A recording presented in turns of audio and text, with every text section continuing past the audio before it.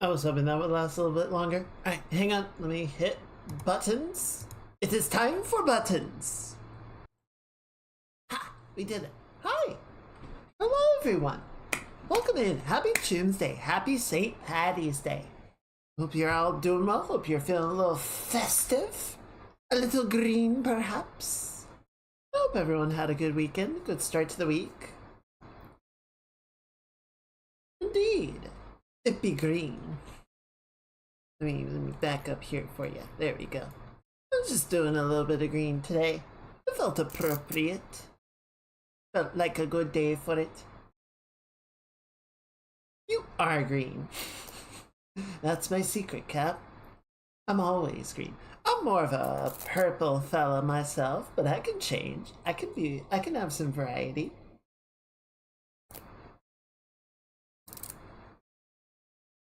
Yeah. But yes, hello. Hope you're all doing well. Let me say hi to everybody. Hello, Standing. Good to have you with us. I'll count that arrive. The assemble is green. That counts. Hello, Sonic. Good to see you. Rocking the green as always, so you're good. Hello, Lurkers. And hello, VOD watchers. It is good to see all of you. How are things going here? Black and green 24/7. Nice. Gotta have the style. Gotta have the branding. It's a good color combo. It works well. It's been kind of a weird couple of days, I guess. What did I do on Sunday? What was Sunday? Sunday I got the bike ride in.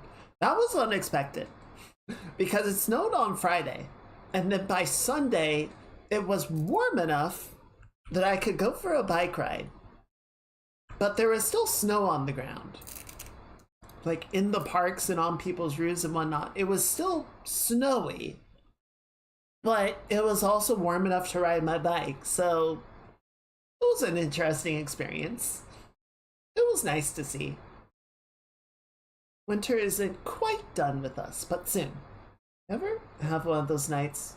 I don't know where you have a major case of the munchies. I wouldn't say munchies, perhaps. Definitely have had weird nights. No. I do hate getting hungry right before bed. It's like, well, I don't want to eat now. I'm gonna be really hungry in the morning. But I guess that's a tomorrow problem. I don't know. I find if I eat a lot before bed, I'm gonna have a bad time. I would rather just go hungry. Yeah, bike ride was good. I got some more work done on the model, and I think last Thursday, Standing, you might have been saying like the animation process in Unreal feels very intricate, right? There's a lot of little nuance of moving stuff around and bouncing things out, and rigging in Live 2D feels similar. It's different though, right? Like, I'm not animating a specific sequence.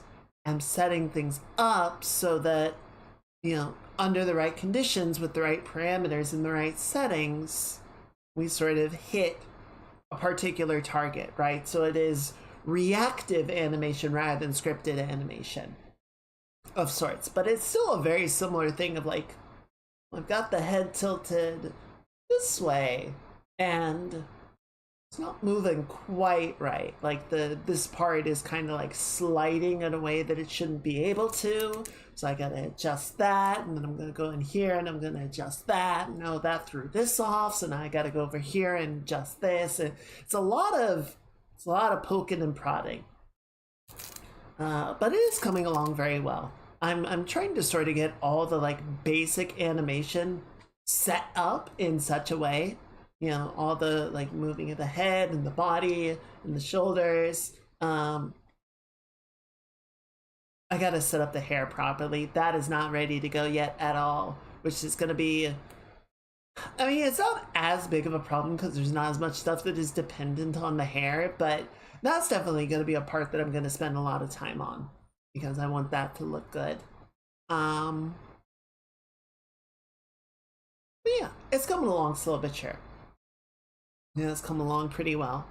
Um, the the weird thing that happened, the thing, and I actually kind of wanted to like bounce this off of you guys because it's very strange to me and I don't know how to respond to it. So I got an email from somebody that was asking, so I have, portfolio site, and they reached out and said they liked one of the pictures on my site and were hoping that they could use it for a mural. I was like, okay, that's interesting. Which one would you like to use? And can you tell me more about the project? And then they said that the picture they wanted to use was my profile picture. And I was just like, no. Like, that's me. You can't use that. Especially since you haven't told me anything about the project. Like they're very, I don't know. People write me like this, and the way that they write, I don't know. I always get weird vibes of like, how old are you? I don't know. Maybe it's a student or something, but they sent me a little bit more information, but I'm still really like, I don't really want to permit them to use my profile photo. Or like, it doesn't sound like it would be like a mural that goes on a wall. I don't know why they called it that. It sounds more just like an oil painting, which again kind of makes me think it's for like a class project or something. But I don't know. They're being kind of. It's not that I think they're being dodgy with the information. Like, I don't think they're trying to conceal anything. They're just not explaining themselves very well. And I'm just like, I don't know if I'm comfortable with this. I mean, the fact that they reached out to ask rather than just kind of do it is, I appreciate that. I appreciate that they had that level of respect, because I think that a lot of people would just find a picture on the internet and be like, oh, I like that, and then they would take it and use it. But I don't know. It's very weird to me, and I don't really know how I feel about it. Like, I definitely would want to get more information from them because I feel like I don't have a clear picture of what it is they want to do. Like, if it's just for a school project or something, then fine, whatever. It's not really a big deal. If it's for like a commercial thing, right? If they're doing work with somebody, that I'm not okay with, you know? Like that's me. You don't get to just use me ambiguously. So, I don't know. Am I crazy? I feel like it's weird. I feel like it's a weird request, and I feel like it's just, I don't know. There's so much about it that is off. So I don't know. I'll probably follow up with them. It's, yeah, it feels just strange. And again, I appreciate that they reached out rather than just using the photo. Though they might want a bigger one because I don't know how big of a version they can get off the website. But yeah, I don't know. I'm just like, if they don't tell me exactly what the project is, like what the context and everything is, I feel like I should just say no, because I don't want it getting used in a way that I was not aware of and I'm not comfortable with, you know?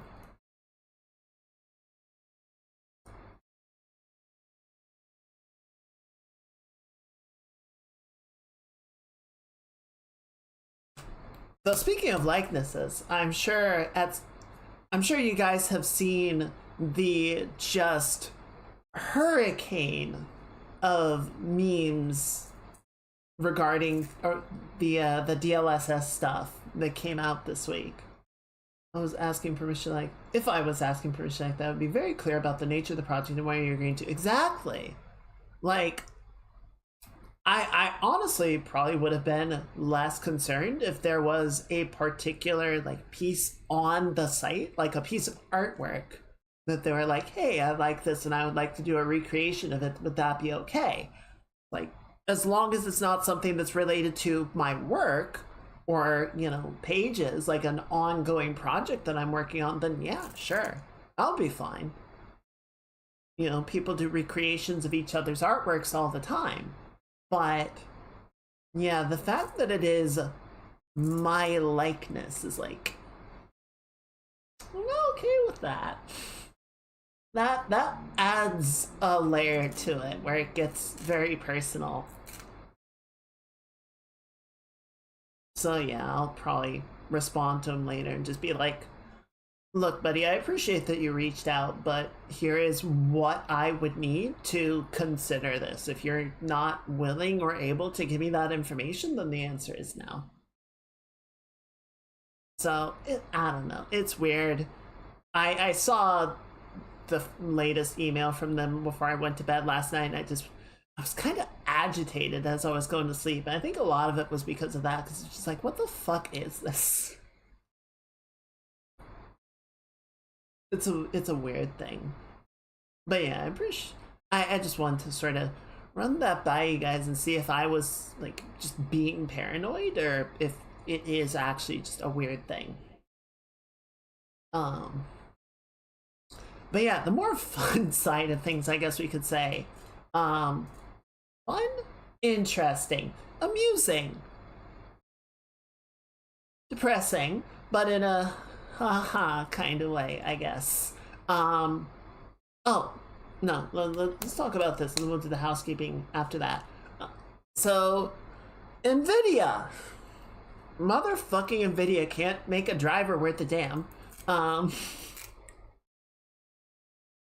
was showing off their latest innovations at GDC. So, you guys know DLSS, the frame generation technology that honestly, it's pretty good. It's pretty good tech. It's very nice. You know, if you're struggling to maintain a good FPS, it can help sort of smooth the gaps. It can get you up to higher levels than what you might otherwise get, which is awesome, right? I like that. I use it like exclusively in Star Citizen. It is necessary in some of the areas to get a decent frame rate. It's nice and stuff like Helldivers and Monster Hunter, where you know the graphics card isn't struggling quite as badly, but it'll still, you know, sort of dip down and then the frame gen can sort of prop it back up. Those are good. Those are great. I like those. So with DLSS 5, they lost their goddamn minds and said, it's not enough that we just generate like an in-between frame between these two.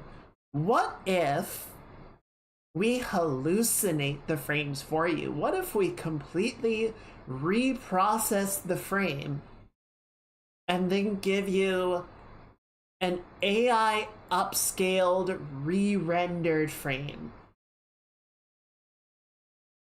To which much of the internet seems to have replied, brother, no.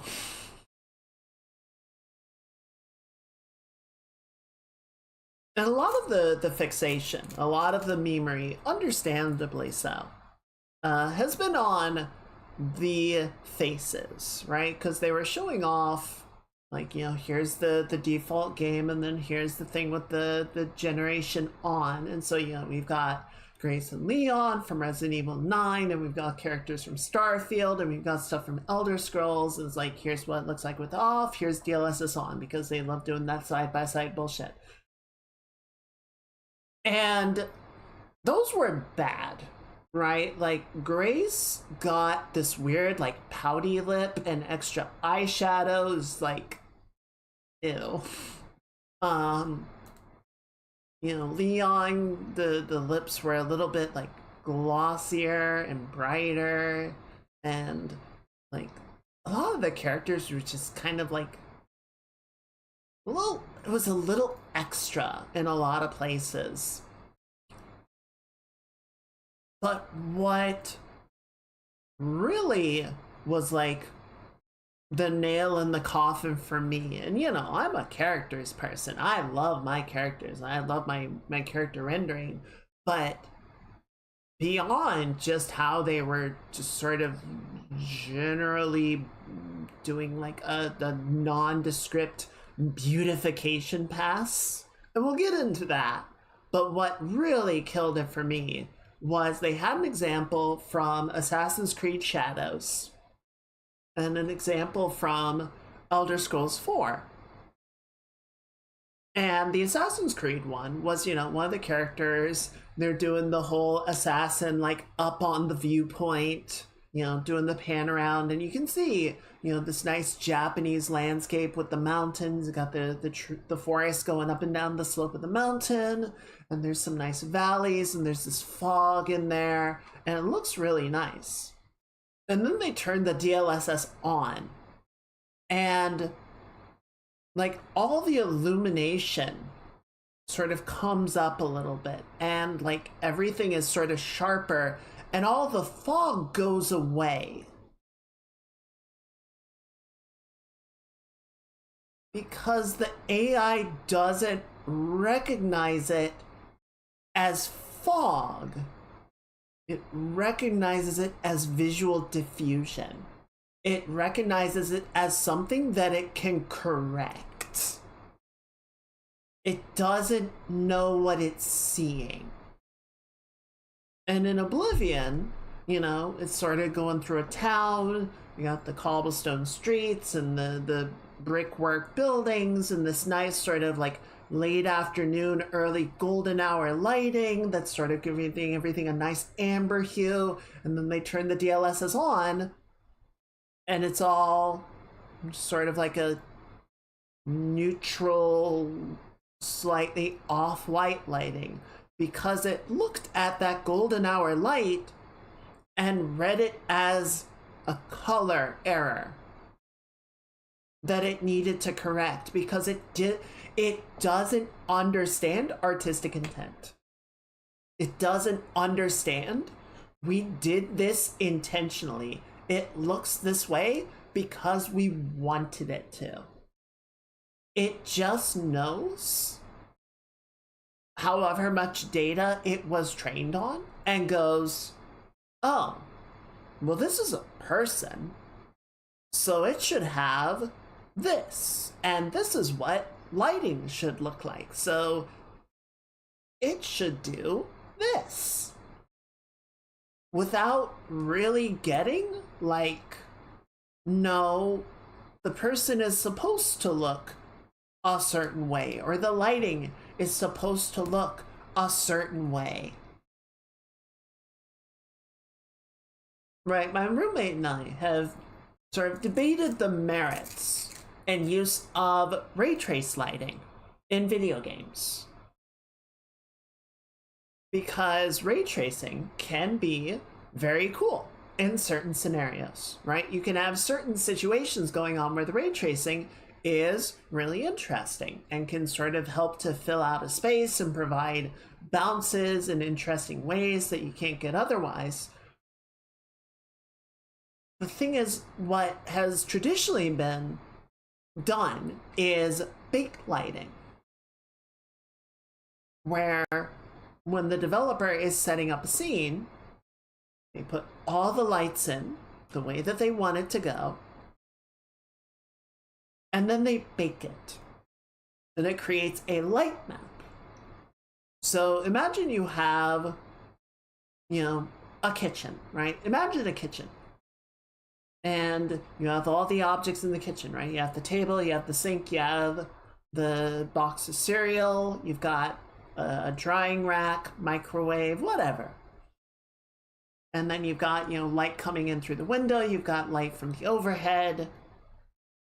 And you bake it, and it will create a light map. So you have the box of cereal, you have the textures, and then the light map overlays on top of the textures and informs the color and shading of the cereal, and that's static, right?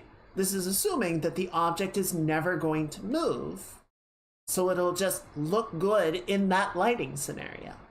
So admittedly, a box of cereal might not be a good application of a light map, because the expectation will often be that you can move the box of cereal, but like a refrigerator or a toaster, something that you're not going to attempt to pick up and move around, it works much, much better, right? You can be very particular with how the light map gets set up and applied to objects in your scene, and allows the level designer to have a very specific, nuanced application of lighting so that the scene reads just so. Just so.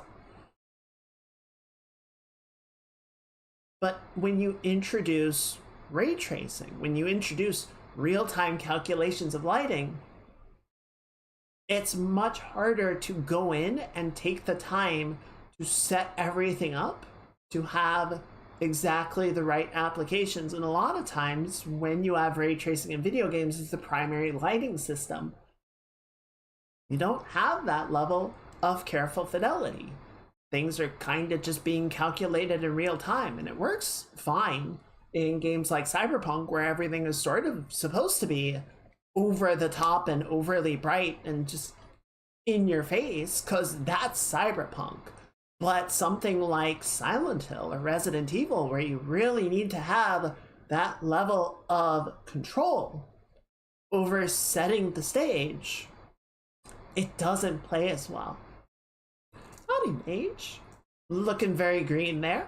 Happy Choomsday. Happy St. Patty's. Welcome in. How are you doing?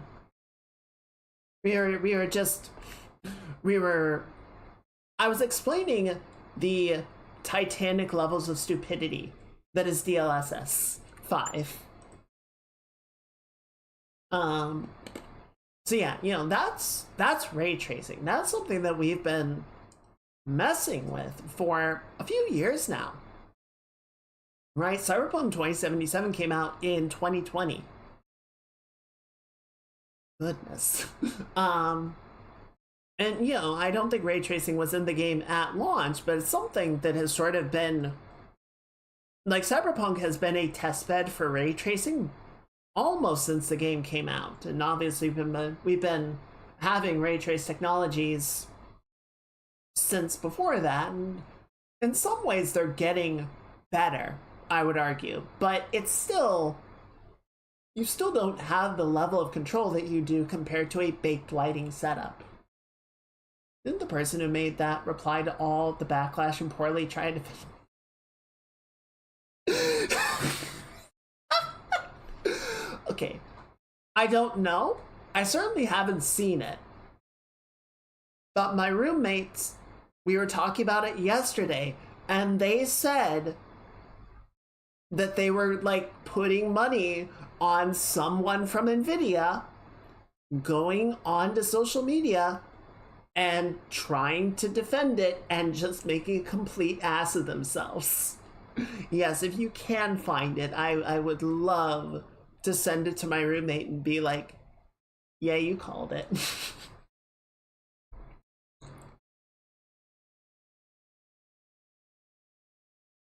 So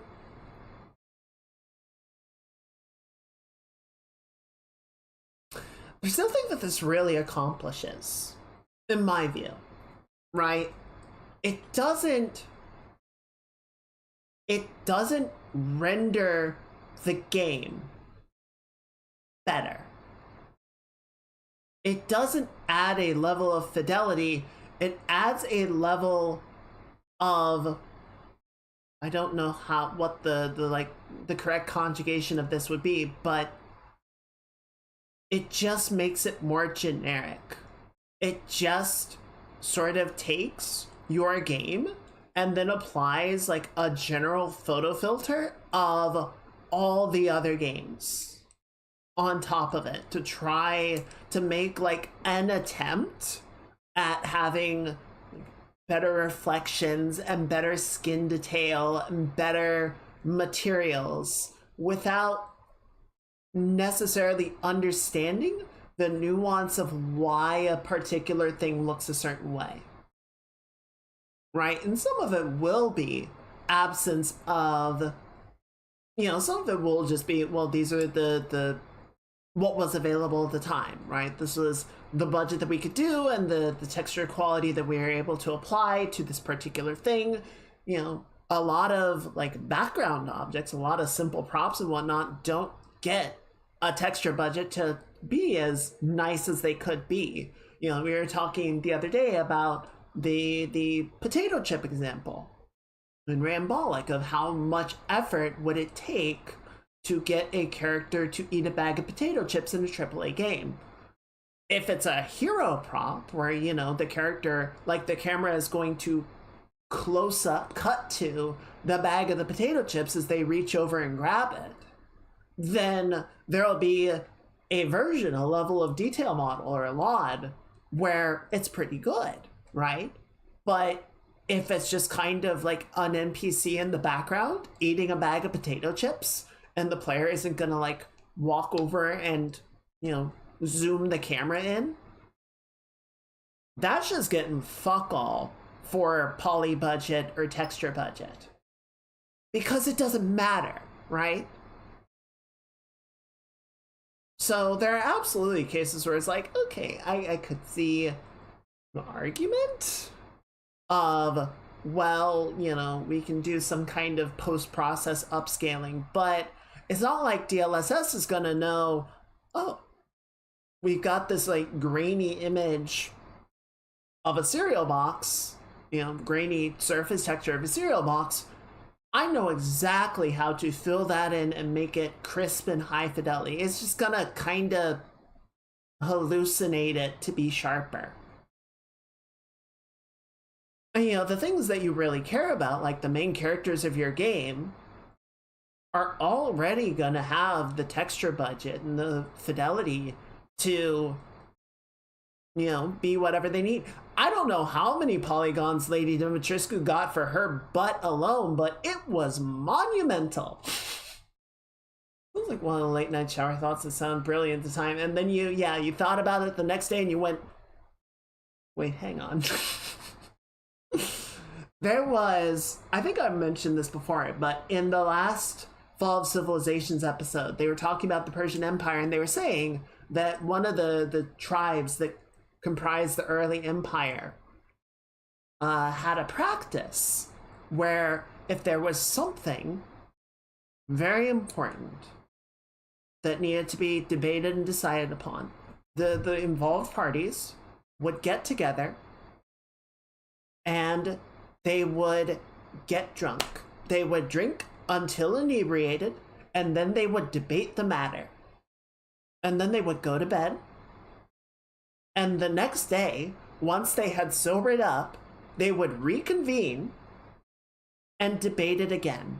And if they agreed with their drunken takes, then they would go ahead with it. And if they disagreed, then they would reconsider. Or vice versa. They might start sober and then get drunk. But the point was, both mindsets had to align. You found an article.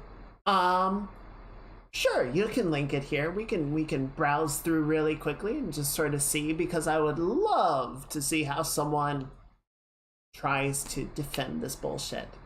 So, yeah, the idea of like trying to upscale the fidelity on like a really abstract sense, I can understand there being a bit of merit to that, but this is not going to be the way to execute it. Hello, Gally. Happy Choomsday. Happy St. Patty's. I hope you're doing well. Welcome in. Welcome in. Oh, Tom's Guide. Well, Tom's Guide is a reliable source. I trust them. How are you doing, Gally? Let's see. Okay. Long-faced questions over the criticism of DLSS 5 during a Q&A at GTC 2026. First of all, they're all completely wrong. I read that the GoFundMe company got an inspiration that AI generate funding pages for 1.4 million charities. Well, that's a terrible fucking idea. And started raising money for all the charities, but they never asked any of them for permission. Supposedly, all the money they raised actually did go to the charities. The confusion they created was not welcome. Now they are being sued. Yeah, because imagine if the AI just hallucinates information about the charity. The charities could be liable for that.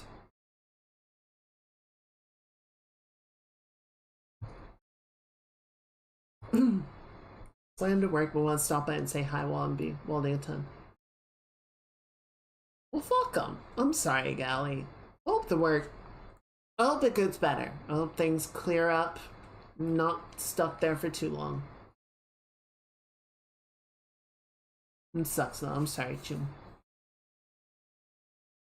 Reason for that is because I've explained very carefully. DLSS 5 uses controllability of the geometry and textures and everything about the game with generative AI.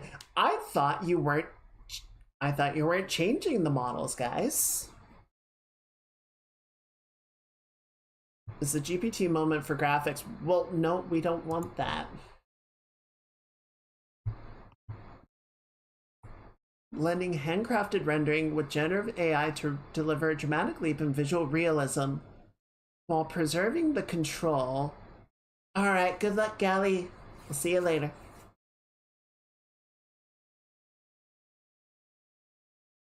Preserving the control artists need for creative expression. Between the introduction and the Q&A, Hong had been adamant that DLSS 5 and its generative capabilities doesn't change the artistic controls. It's not post-processing, it's not post-processing at the frame level, it's generative control at the geometry level.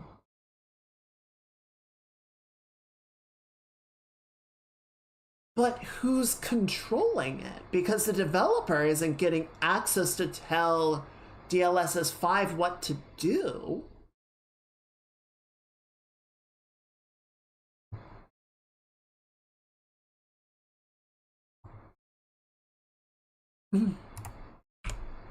I'll bring this up really quickly just so you guys can see the side by side. I hate these fucking things. Also, just as a point, freaking empty margins on either side to make it mobile. Use the fucking window. Anyway. God, it looks terrible. It just looks like an AI generated image.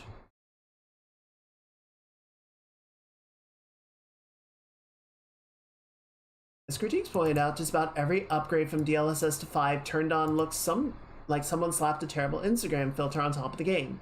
In some cases, as with Hardwire's Legacy, everything received more of a cartoony look. The Resident Evil Requiem differences seem to turn Leon and Grace into looks-maxing influencers.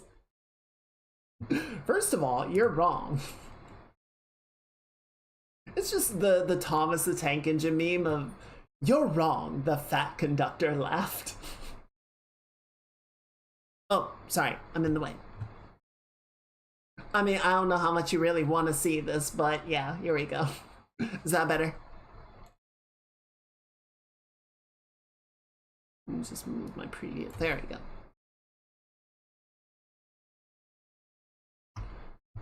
I would argue the best use of DLSS 5 is actually shown in FC26. The game is going for a more photorealistic look with the players. Lighting and skin tones improvements look particularly impressive on one of the characters. Yeah, so we're not going to go through the entire like video or anything, but honestly, like what Huang is saying actually makes me even more concerned. Because what the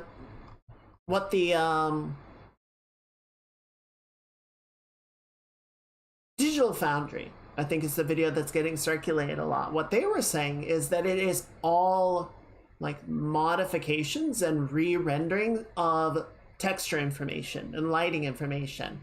But Huang is saying no, it actually goes in and modifies the geometry, which I don't really get how that's possible, because it's not like it's going in and changing game. So Huang is full of shit.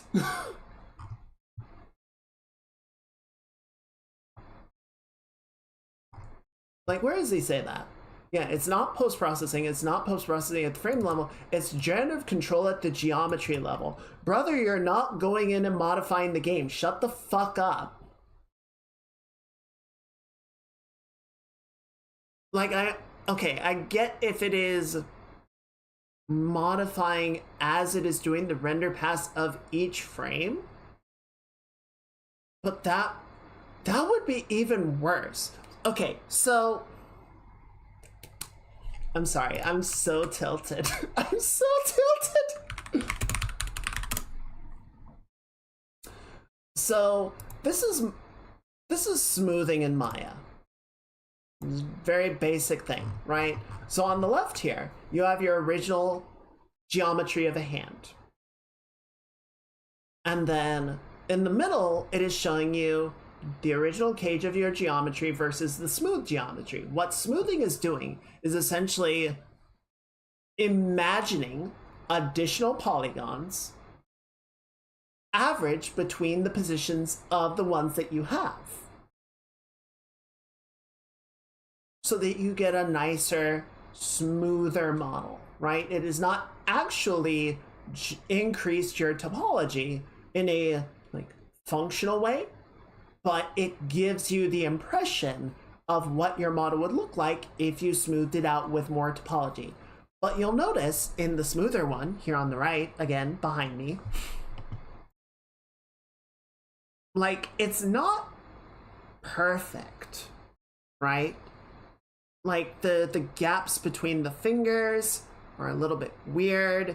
It doesn't quite have the correct nuance of the smoother geometry, right? It's not going in and actually like improving the shape of the knuckle or anything because it doesn't have that information to work off of. So even if you smooth geometry, you still have to go in and then correct it to have those spots where it's like, no, I still want this part to be sharp. I still want this part to have an angle to it. I don't want everything to smooth out completely. Because going in and modifying the game, I feel like that could also raise potential legal concerns, because wouldn't that also skirt the line of what we consider modding the game? Potentially. I can just imagine Nintendo writing NVIDIA and be like, if that shit comes anywhere near any of our games, we will kill your entire family.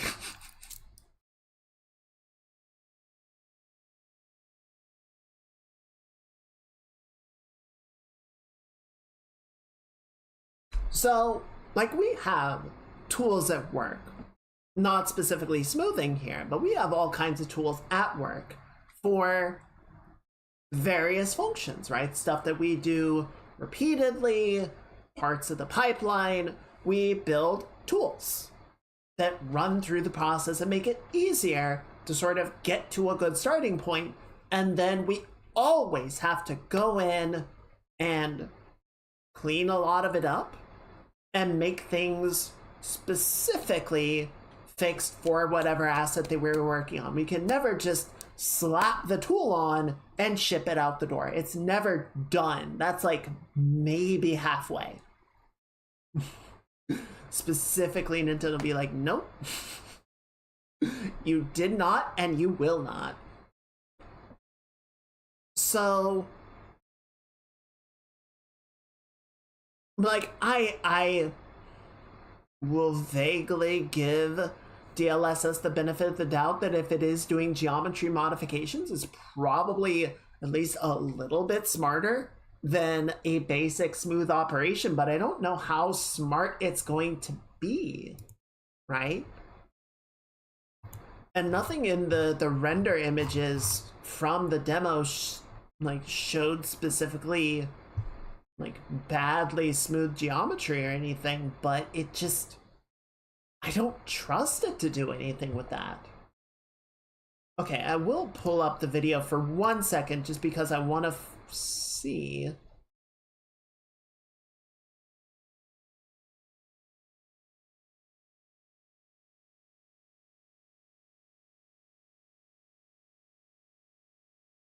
Okay, it's not in here. Let me grab the Digital Foundry video because I know that had it.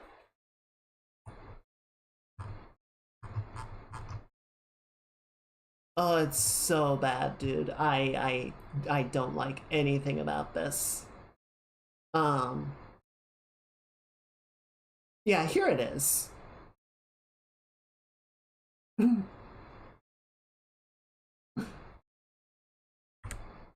Okay, so yeah, like nice landscape, right? You see the fog in the valley there.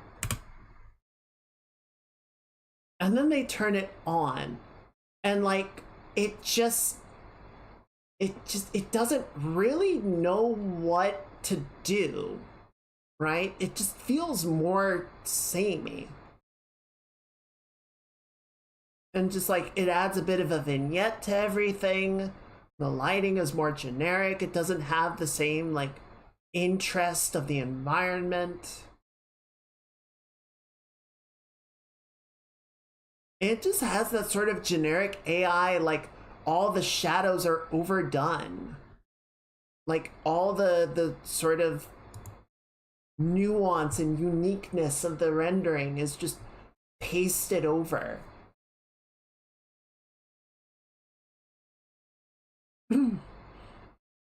No. Takes you out of the immersion. It really does. It's so bad. And the annoying thing, so we already have a tool called Reshade. And Reshade is a post-process tool. It is a post-process rendering filter, basically. It's kind of like it's almost like Photoshop filters that you can go in and you can say, okay, well, I'm playing Final Fantasy 14. I want you to sort of work with 14. I want you to take the renders out of 14. I want you to like up the saturation a little bit, maybe add a little bit of like global illumination, or just do some little tweaks so that my game is a little bit more like colorful and exciting and energetic, right? And then you can save that profile and then go over to Elite Dangerous and say, okay, well, I want this to be really like realistic. So we're gonna desaturate everything just a little bit. We're really gonna turn up the light bloom so that those stars feel like super poppy and blinding when you're getting close to them, and just sort of adjust it because I want that sort of like starkness of the black of space, right? We're really gonna lean into that. So you can do specific rendering touch-ups. So like the game has already rendered the entire frame, right? And then this is just sort of doing like levels adjustments on what the game has processed. Yeah, Reshade is essentially doing Photoshop on your games. But you get to control it, right? You get to control how it is applying those things to each game, and it is not trying to go in and like completely re-render the game. It just sort of lets you do like +1 here, -1 there, right? Just get a little bit extra. So just going back to our Resident Evil, we might adjust the contrast a little bit. We might affect so that like where it is colored, it's a little bit more saturated, but doesn't really like play up the desaturated areas. We might do a little bit of that, but we're not going to go in and try and like mess with the way that the game is rendered. So I don't feel like this is serving any meaningful purpose. I feel like Nvidia is trying to find something new. So they have struggled with this for over a decade now, because they made the 10 series graphics card, and the 10 series graphics card was a goddamn workhorse. 07 to the 10 series. I loved my 1070, and the only reason that I ever replaced it was because it was struggling to keep up with streaming modern games, not playing them, streaming them.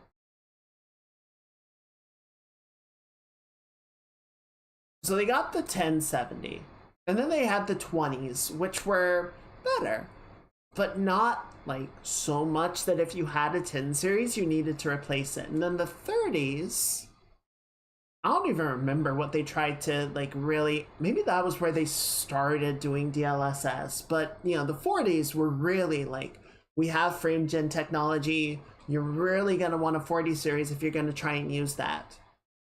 And now it's like, well, we have the 50s. We got to try and sell the 50s with some sort of technology to get people excited. But we already have frame gen, so what can we do?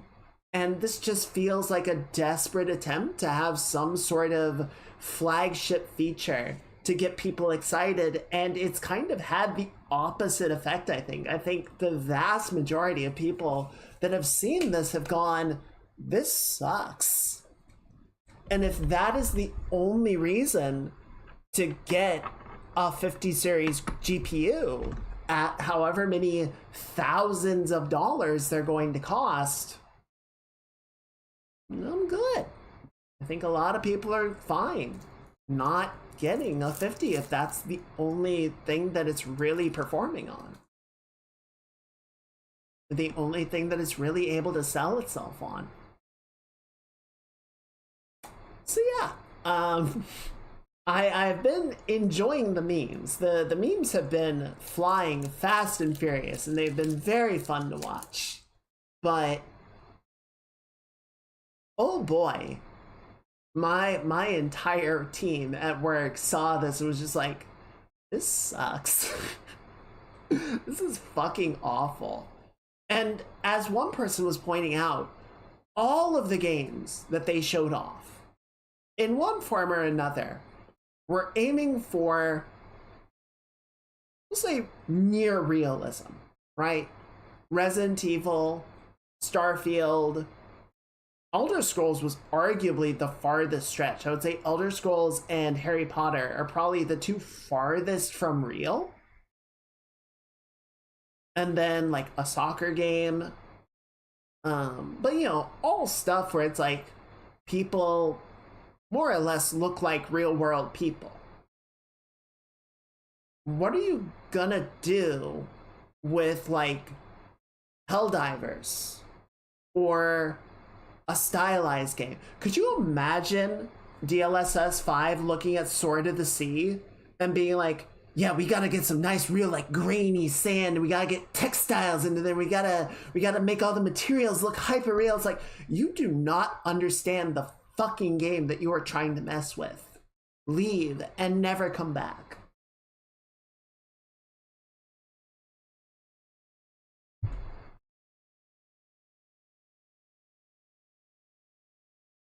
It's so dumb. And none of this matters. None of this matters because they're going to release it and they're going to do a driver update and it's going to brick your $3,000 GPU. Because they fucking vibe code their drivers and none of them work. So what does it matter what their plan is?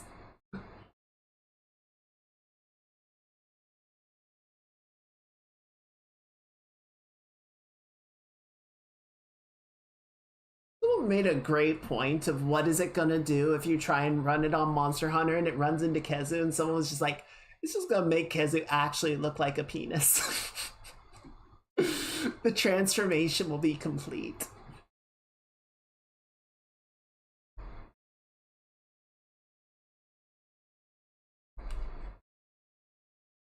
It just sees Kezu and is like, yeah, I don't know what to tell you, dog. That's a penis.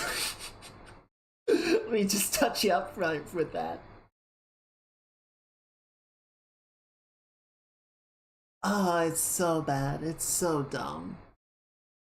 It's so dumb. And we're all getting a good laugh out of it, but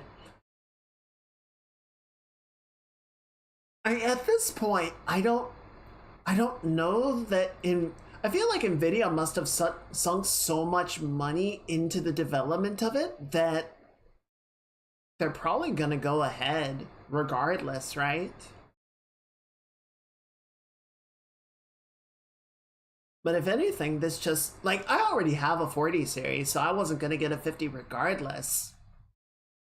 So I went from a 1070 to a 4070, so by that progression, I'm not gonna get a new GPU until the 70 series.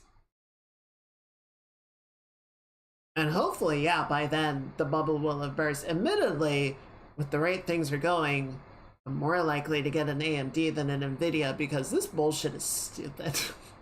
And it's not going, it's like with Windows, it is not going anywhere that I want to go. So I would rather just get off the train. I mean, hopefully, yeah, by the time the 70 series comes out, they will have actually sort of figured out that no one wants to go in this direction and will have figured out something better to do. But I'm also not super confident about that. So we'll have to see. Oh shoot, I forgot. I need to message somebody.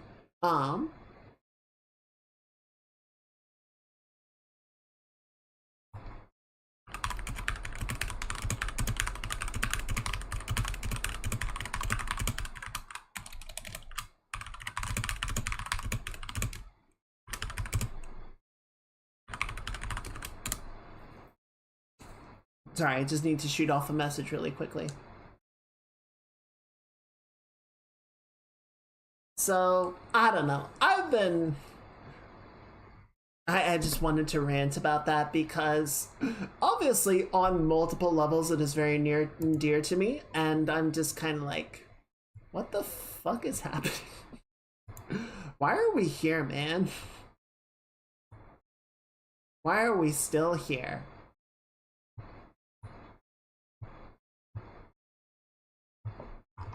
But yeah, Huang did not do himself any favors with his explanation. Thank you for linking that, Mage, because someone was absolutely going to say something stupid, and yeah, that took less than 24 hours.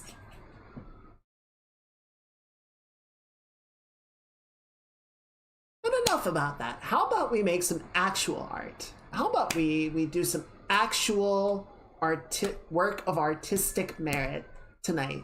Shall we? Shall we? I think that would be good.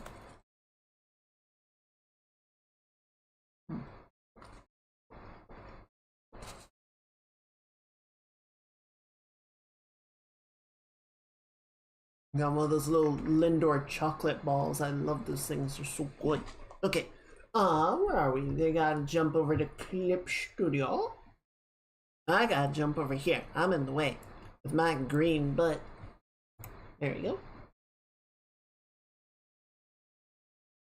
It's the flashbang of a new canvas. Make sure I got the time lapse on. Yes. Okay. And I did pull my reference up earlier. Let's see if I can get back, if I hear back from friends soon. Alright, we don't need it right away, so hopefully it won't be a problem if we don't. I am going to turn this off because we have some thematic music to play tonight while we get sketching. So I have, this is one of the ones where I have an idea in mind, and we're going to see how well I can actually execute on the idea. It's going to be interesting.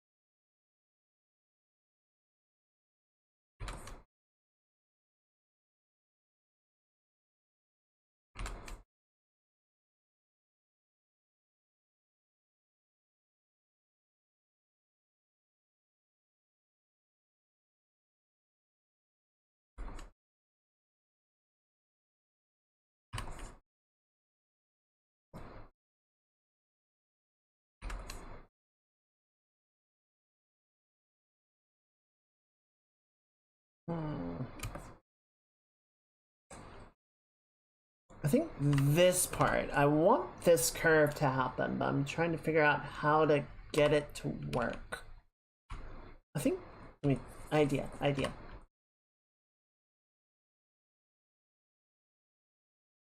think we're gonna have some weird anatomy to make this all sort of play the way that I want, but it's okay.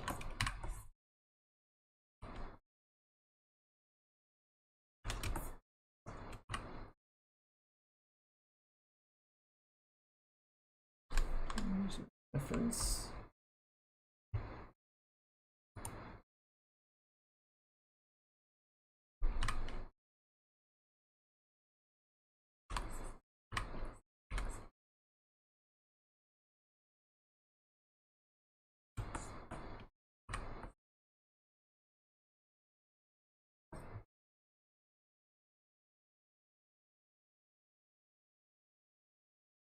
Okay, let me find one more reference image here.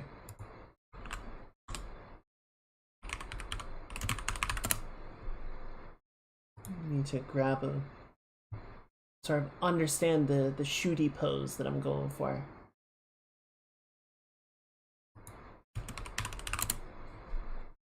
There we go. Okay. So yeah, this arm can kind of come down a little bit, and then sort of goes like this.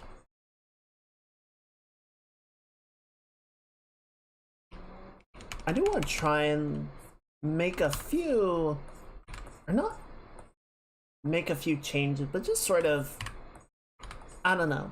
During the last couple of drawings, I feel like I was getting a little too by the numbers, I suppose.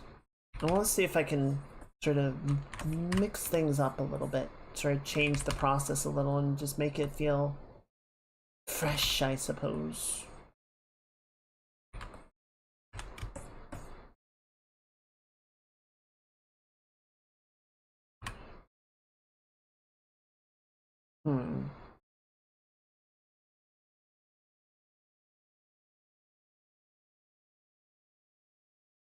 Okay. Don't quite like this, but I think it's what don't I like about it? Okay, new idea, new plan. So we're gonna go like that, and we're gonna sort of cant the hips down that way. And then this shoulder is gonna be leaning really hard across, which is gonna give us that nice sort of bowed shape here. And then this will sort of free up the legs.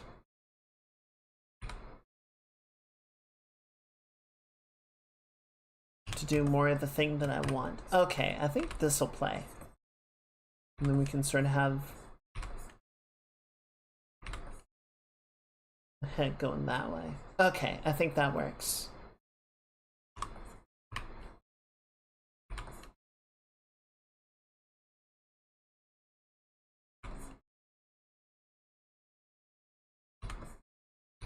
I'm definitely playing really fast and loose with what this leg is doing, but I feel like it'll be okay. And we'll clean it up as we go.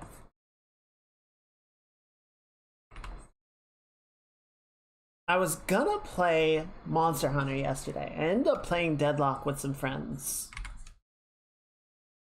So I did not get in. I really want to play Monster Hunter soon though. I'm feeling the itch to hunt.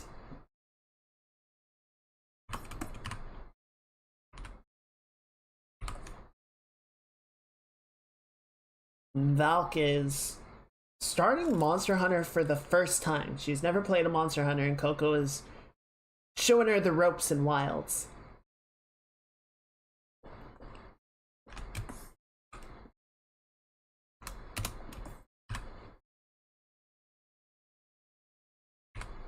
Which is always exciting, seeing when someone get introduced to Monster Hunter for the first time.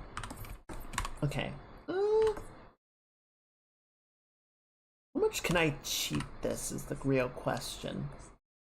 I think it looks okay, but it also looks kind of broken. I'm not gonna change it yet until I like know that it has to change.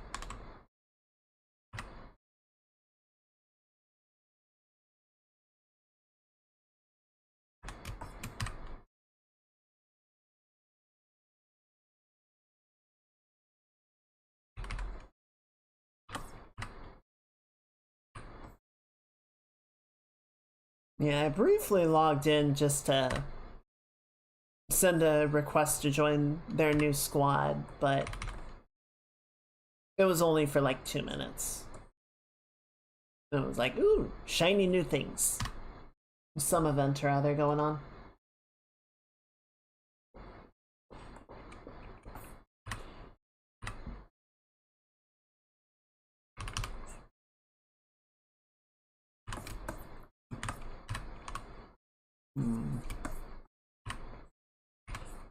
I know what I said, but it's bothering.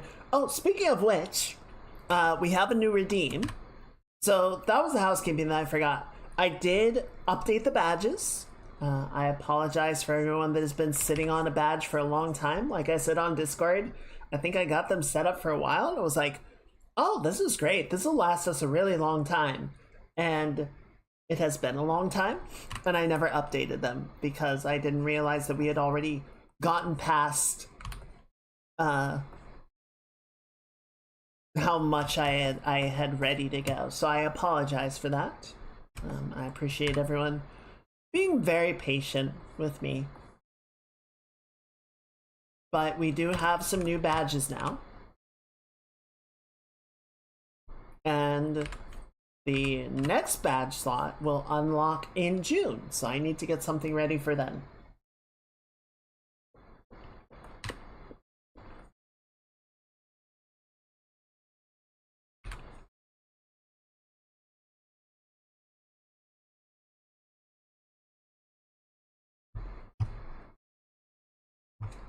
But I will do that. But yes, so we have new badges, and we also have I thought of a little I thought of a fun redeem. There we go. Kaiga, use words. God damn it. I think I spent all my words in the first hour. But we got a new redeem. New channel point redeem that you guys can use.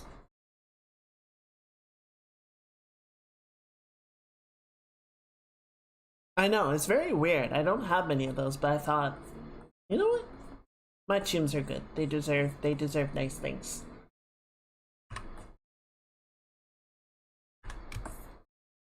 Just no, it's fine. It's fine. It doesn't bother me. It doesn't bother me. It bothers me. It bothers me a lot. And that one's still green.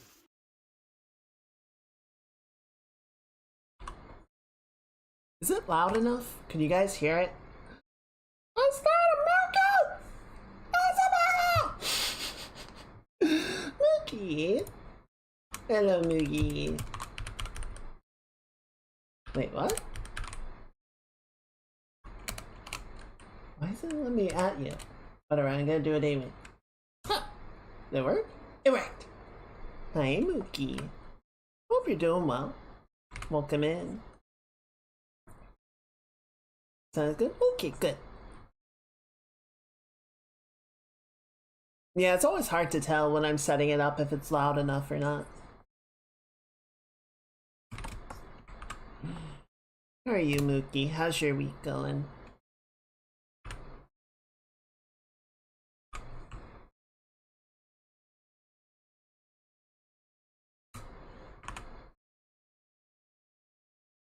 Of course. We love the Mookie here.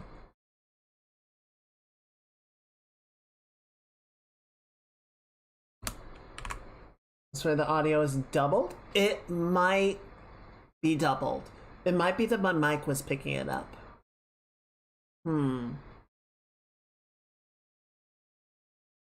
It might have been that my mic was picking it up. Fuck. Okay, how would I even fix that? I can just turn it down.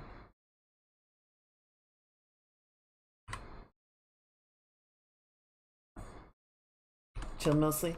That's good. That is good. It's been okay. It was actually a pretty chill day at work. I was sort of between projects, so I got a little bit of time just to do like portfolio captures, sort of catch up on I have such a backlog of stuff that I need to archive for my portfolio. I was actually talking with my lead about that. It's like, I kind of just go from project to project. I never take the time to back everything up because there's always something to work on, and I got through like maybe 2 hours of doing captures, and then more work came in. I'm like, fuck.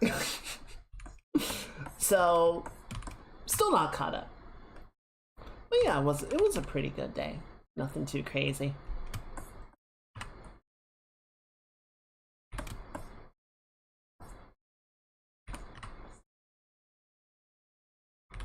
Of course, I always look forward to when it is over, because then I get to hang out with the Chooms.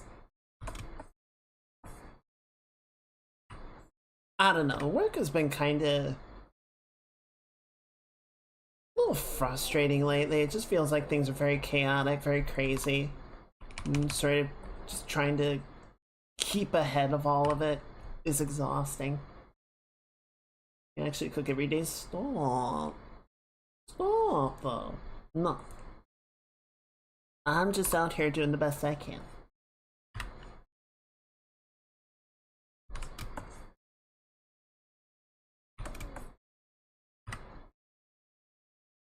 Okay, I like this. I'm just gonna pull this shoulder back a little bit farther,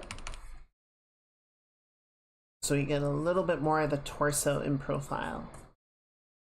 Sorry about that. You don't have to be sorry.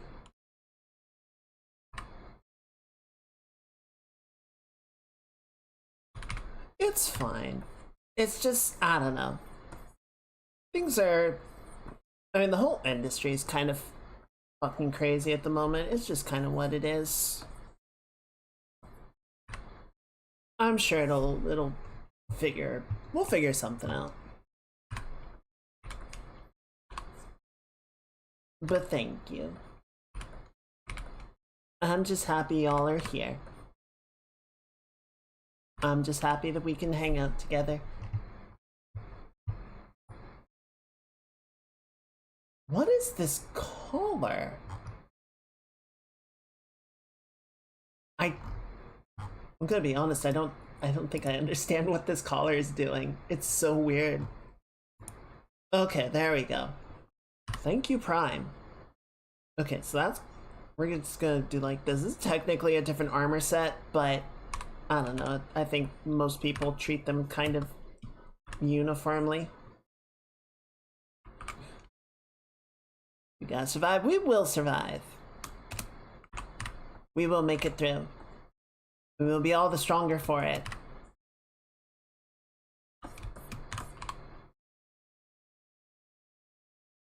Five 5.0? Yeah, I'm on 5.2, I think. No, I'm on 4.0. What? I don't have 5.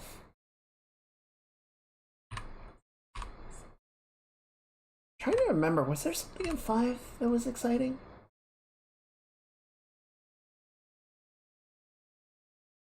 I feel like there was something in 5 that was like, oh shit, that's actually cool.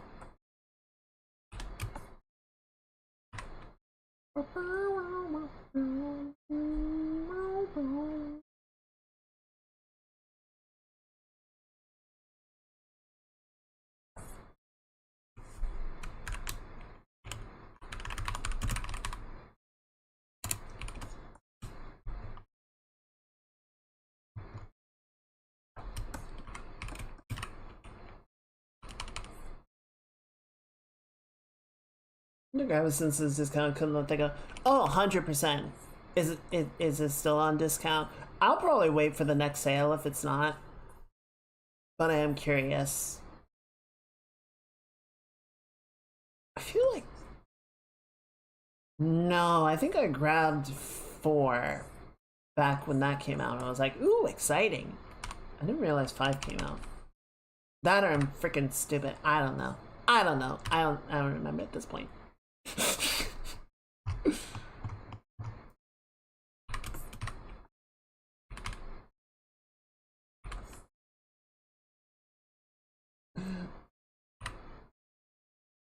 Until today.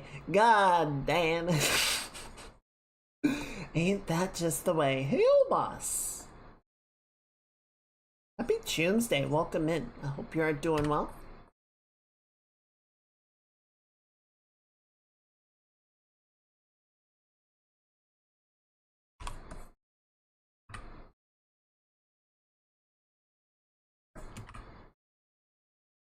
And then this is gonna go out like this. So let me just grab for you guys what we're doing as a point of reference for those of you that were not there, don't know what the inspiration for this particular piece is. Oh, frick me. Which clip was it? Is it this clip? No, this is the other one. Can't be paying 60. Oh, absolutely. Absolutely. And I don't have Clip Studio on mobile because it's only a subscription mode. But I do like that they can, like, you get a version and you can just keep that one as long as you want. And then when you want the next one, you just go buy that one, right? That's a good way to do it. That is the way that all software should be. But we can't have nice things. So a while back, Jin was playing Super Metroid. And I believe she got Ridley on the first kill, but you can see her health up here.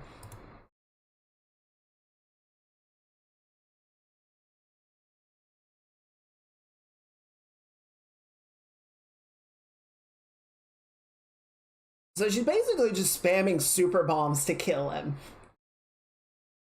And then gets grabbed as he dies.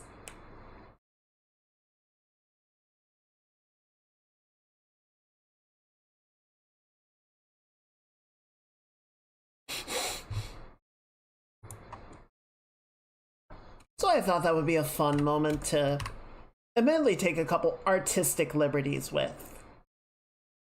Right?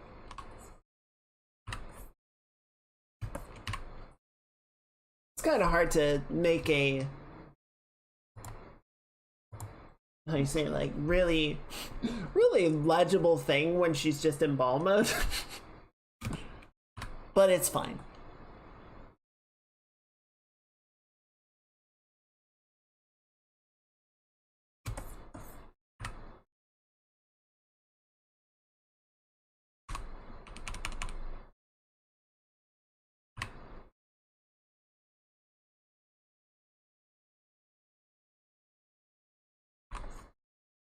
Honestly, I don't get why Clip Studio is a subscription only model for the mobile version.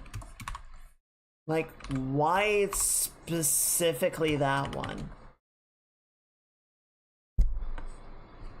It's very weird to me.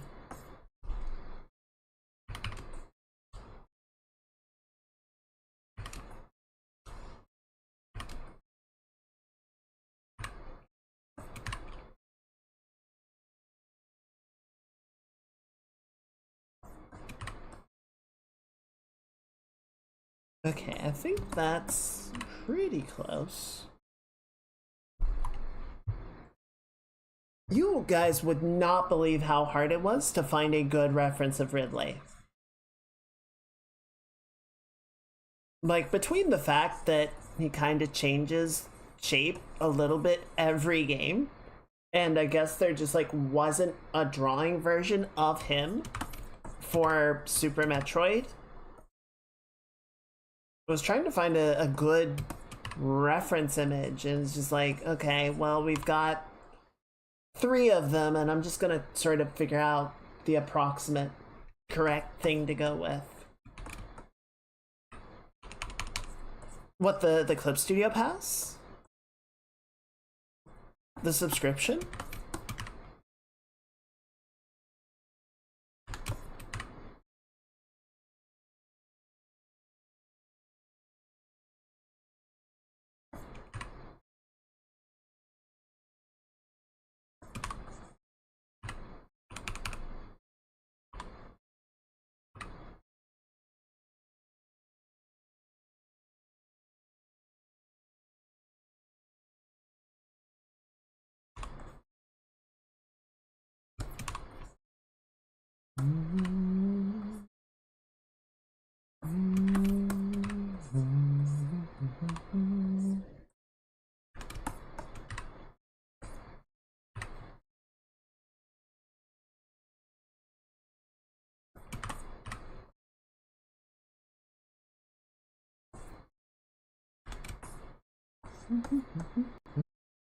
He has a...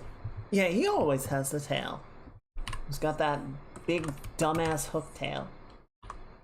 Some kind of chud.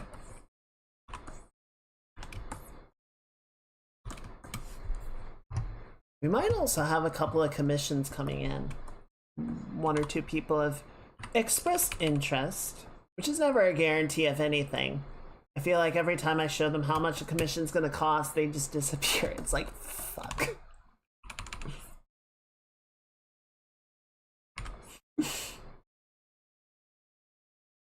Yeah, like that, except extra chuddy.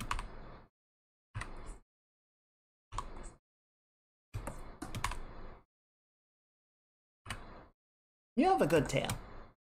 You don't have a chud tail.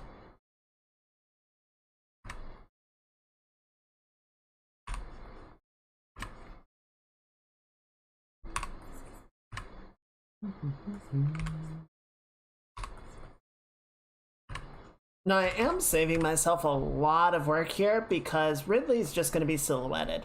I'm not going to try and draw Ridley with all of his detail.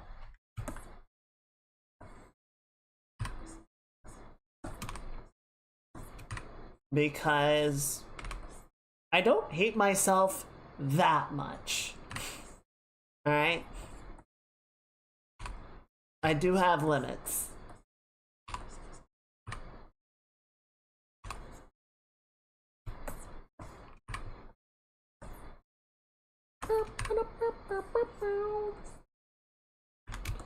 Now, what is your freaking neck doing here, sir? Why is it like a lightning bolt? Whatever, good enough. Also, everyone, just as a general reminder, when we're doing artwork for people, please do not go spoiling, do not go letting them know, or dropping hints or anything. If they happen to find out, obviously, nothing we can do about that, that's fine. But let's not spoil the surprise until it is ready to deliver. You know what? I dare say this is actually looking kind of okay. I think it's getting there.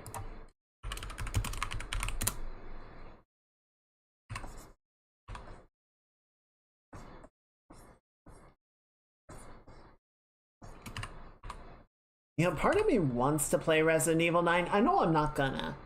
Just because I don't think the Resident Evil series is really my style. It's not my thing. It looks really interesting though, and I really like to know what the story is. I might just have to watch somebody play it.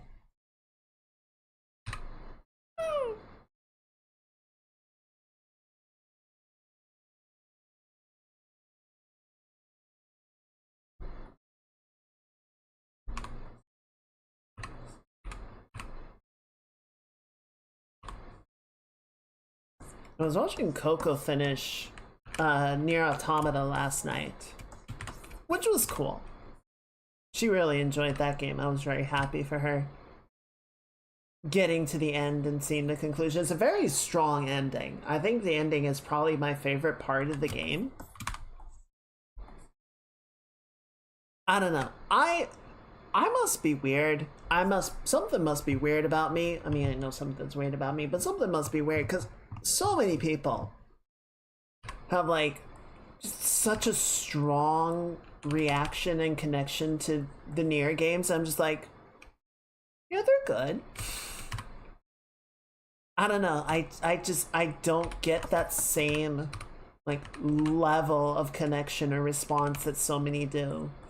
It's like, all right.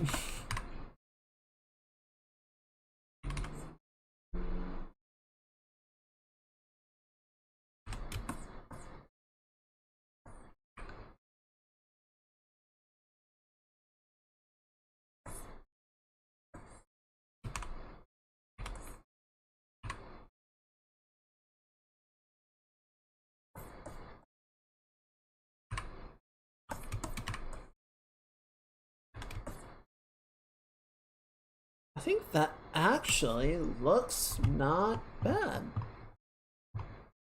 I think we can work with that. I feel like they gave him more spikes in later versions though. Like the SNES sprite is relatively low on the spike count, it seems like. I mean, we can kind of fudge it and just be like, eh. I mean, he's got more teeth than we're rendering out, but just sort of the shape of the silhouette, you can't really see a lot of them. It's kind of in profile, or not in profile is the problem. If you were in profile, we could see a bunch of them. Instead, we get the sort of like 3/4 view. Can't see shit!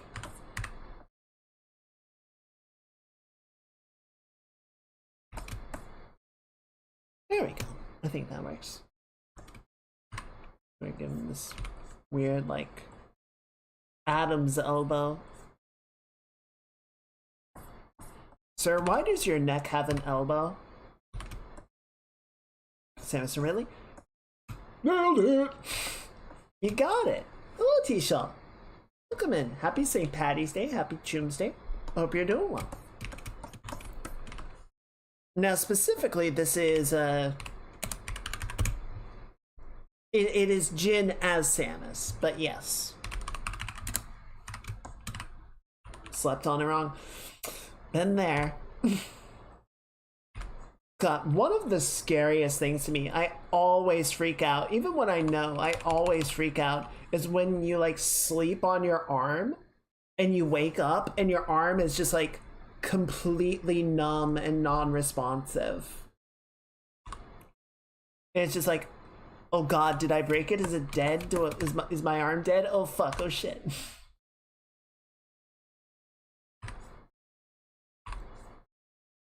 I just like lie there and massage it and try and move it and like try not to panic.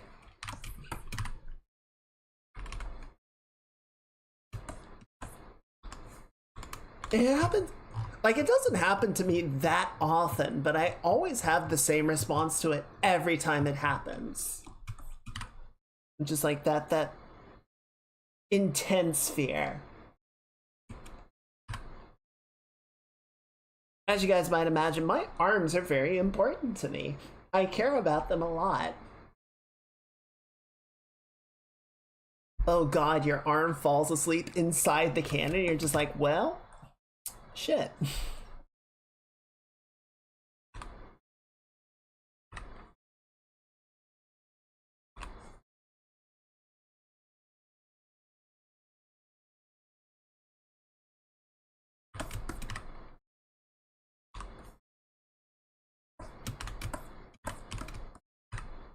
That was my shooting arm. Oh, let me check Discord really quickly. I'm waiting for a message.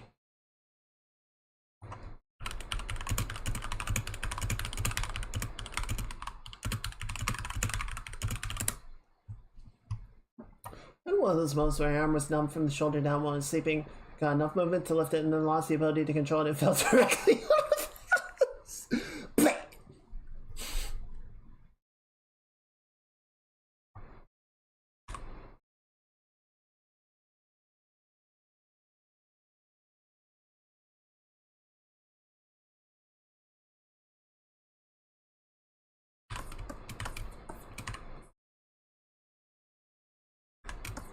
There we go.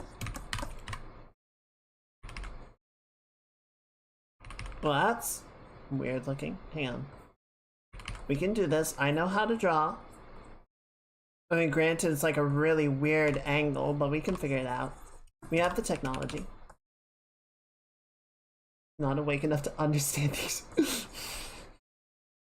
You just try and raise your arm up and you smack yourself in the face. It's like, who's there? Be gone, spirit! Haunt me no longer!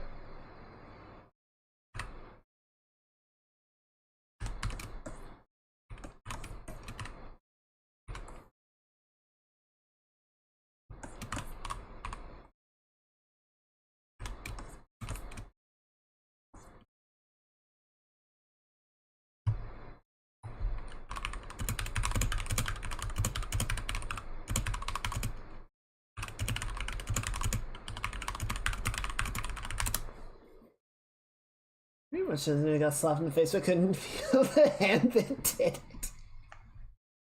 it. It truly was a phantom pain. When you can't even say my name.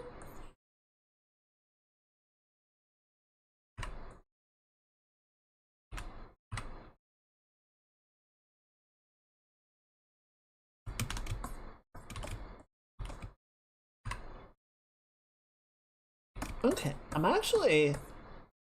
this is actually going pretty well.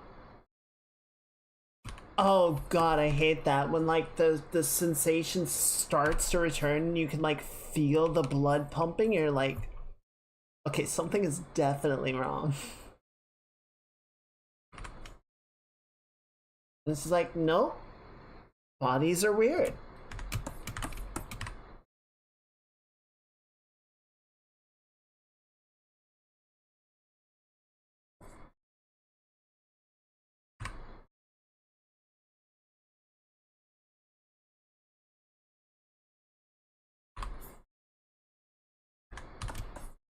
Okay, that looks good.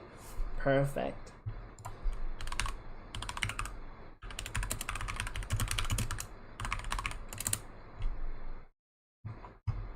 We just add this to my references. This will make a fine addition to my collection.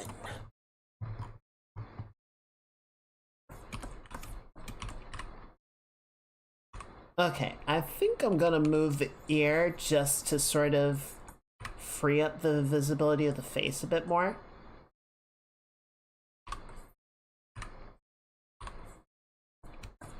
Mookie, I actually had a question I keep meaning to ask you. If you could remind me later. I know it's rude, but if you could remind me later to ask.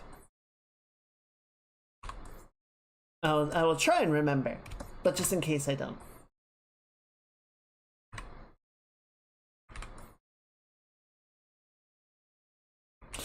Okay, I'm actually gonna walk this back really quickly because I like the shape of the air width that we had. And I should have just moved it rather than erase it and try and redraw it. I'm just gonna bump it back like yay far. And then that just gives us more room to do this.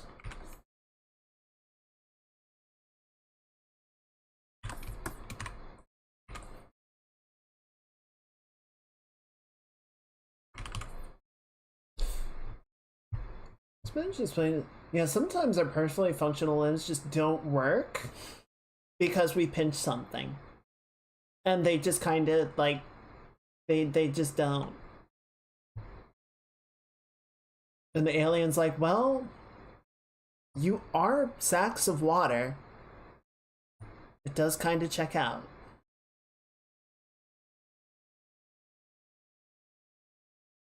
I'm going to try and get something available for you guys by Thursday. Try and hold me to that. I know I keep asking you guys for a bunch of favors. I keep asking everyone to do my work for me, but I've been sitting on something for a little bit and I want to actually like get it out and ready.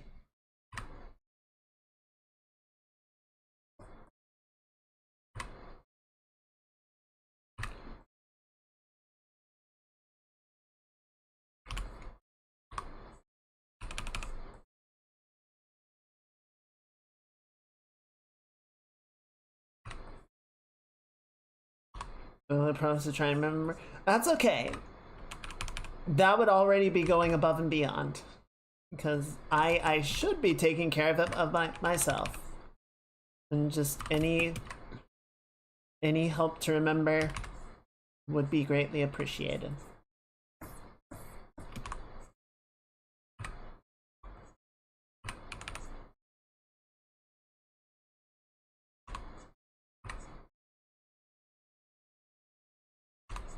Dun, dun, dun, dun, dun.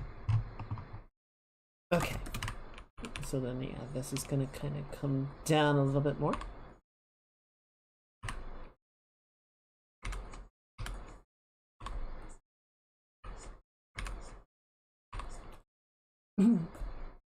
So a little bit of I guess, bad news and slash good news.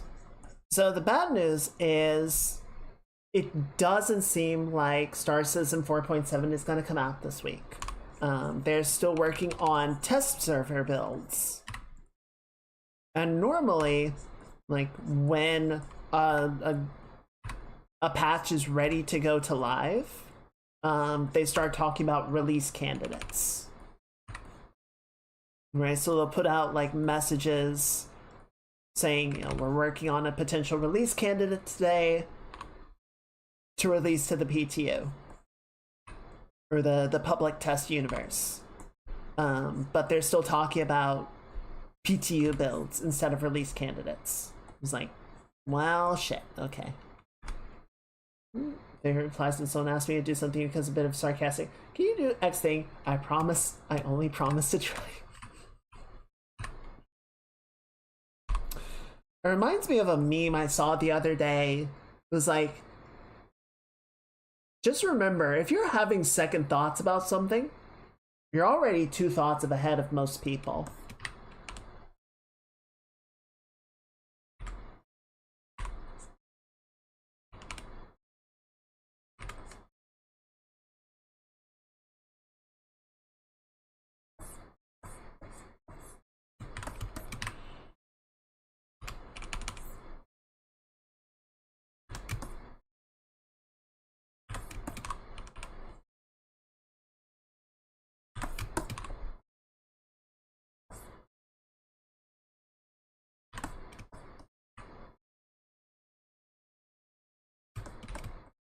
Okay, so we got that. Went to the DMV. I'm sure you did, and I'm so sorry. I feel like if Dante's Inferno were written in the modern day, the DMV would be one of the circles of hell. It would probably be like the first circle. Like it would be one of the upper levels where you're not actively suffering, you're just kind of in a continual state of like mild discomfort / torment. But more importantly, you're just stuck there forever.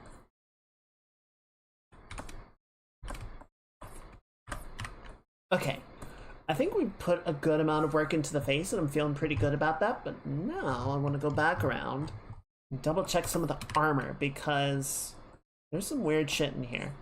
And Samus's, the Varia suit is quite complicated.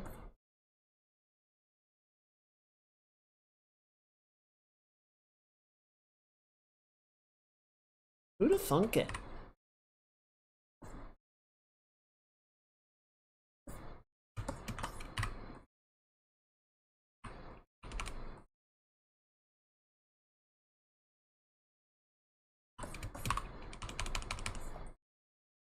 So yeah, unfortunately, no 4.7 for us. I was watching some people stream it. It seems like the build or the patch is going to be really cool. And you know, it's one of those things. As I was saying the other day, I really want them to at some point get to a state where, you know, eventually the game is going to like release to live, and they're not going to be able to do these sort of half-complete versions of content like they're doing right now. They're gonna have to actually have something that they release in a patch and it is ready to go with minimal hiccups. And at some point we need to see that sort of shift from, you know, development test builds to actual content patches. So it's not going to be right now, but I don't mind them taking a little bit longer to like improve the state of the patch on release, rather than say, well, the expectation is that we get it out this week, so we're just going to rush it, and then it's broken and we can't really enjoy it anyway. Guy walked past the line, had an appointment to meet the district attorney. The bloke forgot to leave his knife at home before going somewhere with the brother.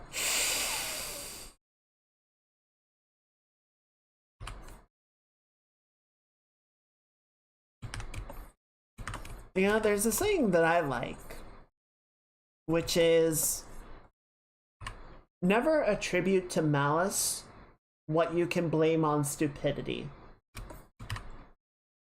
I think in day-to-day life, that is absolutely true. If you're a security guard, you're gonna body slam that motherfucker.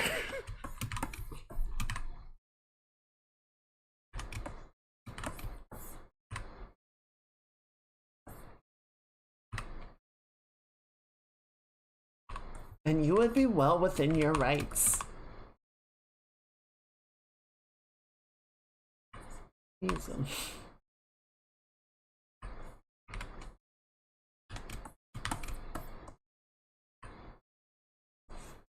The joys of people.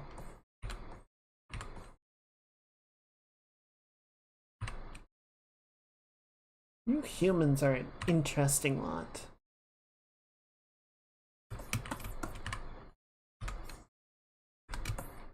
Okay, that feels pretty good. And then over here, we're gonna have the one thing that I need to get better at is actually drawing the knee as a knee, as an object, as a thing that, yes, is technically a part of the upper and lower leg, but is also sort of its own volume. I need to get better at treating it that way. Because I think a lot of times I just sort of try and like shorthand the knee, and it just looks weird. It looks bad.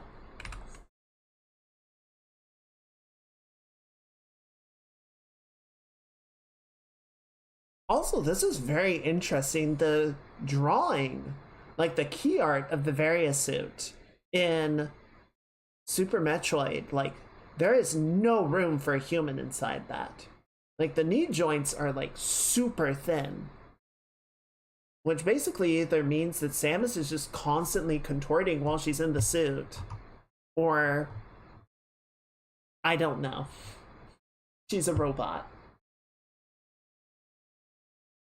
A need to be addressed. Make sure it's a knee and not a weak. Oh god, this is getting out of hand. Now there are two of them.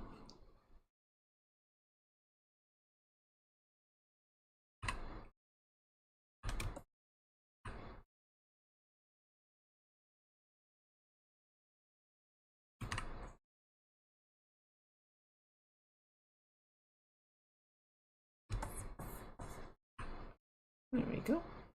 Okay, so then you go right there, and then you go right there, and you go right there, and then we got some big ol' donuts on the side, going like that, and then we got sort of the rest of the shin coming up that way. We've got the ankle guards. So one of the things I think I'm going to try and do with this one, even more than some of my previous drawings, is just be kind of non-committal with a lot of the particulars of the suit, just because I don't think I would be super happy with the render regardless. So it's mostly just sort of about getting the volumes to feel right, and then we'll sort of go in and paint in the details and the shapes.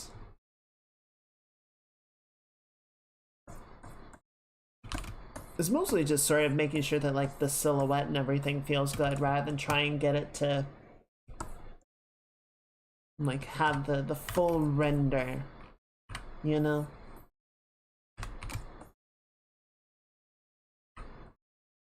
This is all the various sound effects. So yeah, the upside of the patch, because once the patch drops, I'm probably gonna be spending a fair amount of time playing that. But since it's not coming out yet, that means I have time to play like Monster Hunter and Deadlock and stuff. So, yippoo! Well, Samus moves with the big suit. She is Samus. You know what? You're right. I'm sorry I doubted Samus's potential, her power level. It is massive.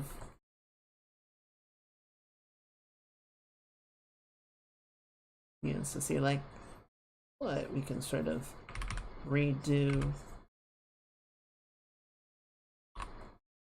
or bend it more like that. That feels okay. I'm sort of trying to get like a twist of the torso a little bit more. So we can sort of come around like this. There we go. And yeah, this part sort of comes down like this. Good. Don't retain powers from previous games. That's true. That's true. I mean, just gotta give our opponents a fighting chance somehow, right? It wouldn't be sporting otherwise.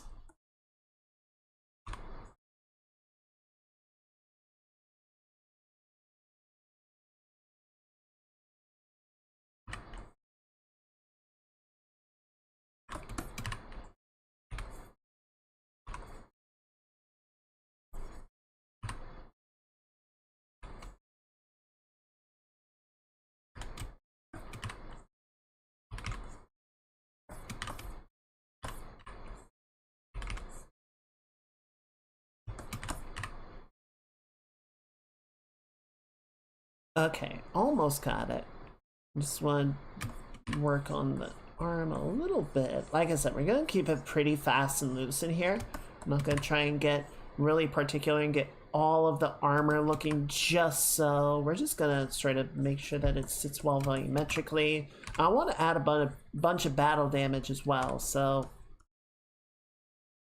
we're going to sort of get everything sitting correctly, and then we're going to fuck a bunch of it up later.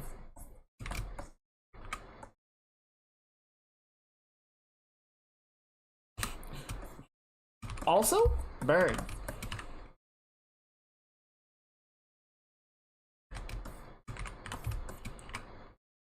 If I had bird powers, I'd be unstoppable. It's true.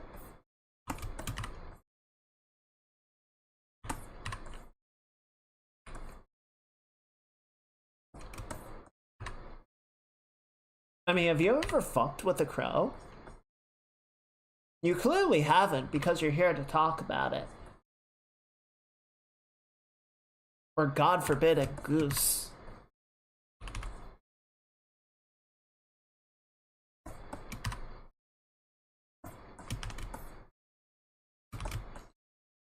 Everyone always imagines like the bird of prey as being, you know, the most badass avian predators. You know, you got the hawk, you got the eagle, and all of that.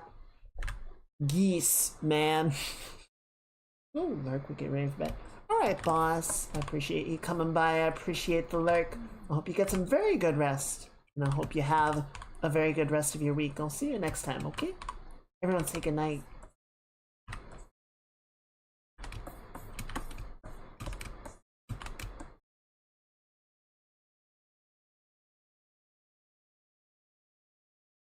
Okay, that looks good.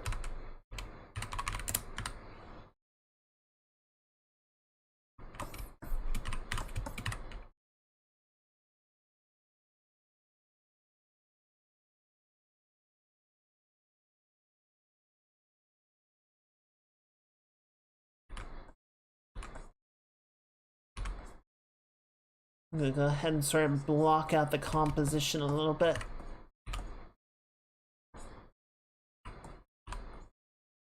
Just so we kind of know where everything's gonna go, have a good sense of it.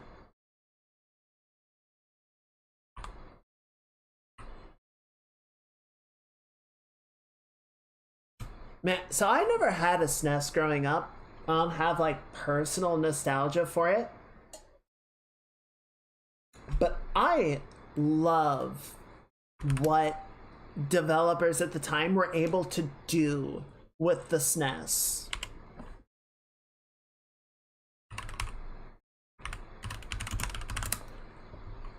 Like the whole thing of it, you know, it went from an 18-bit processor to a 16-bit processor, but the big sort of accomplishment that they were able to achieve was they could do like sprite processing, right? So you had an image, you had a sprite image, and now you could like twist it and deform it and transform it in the game.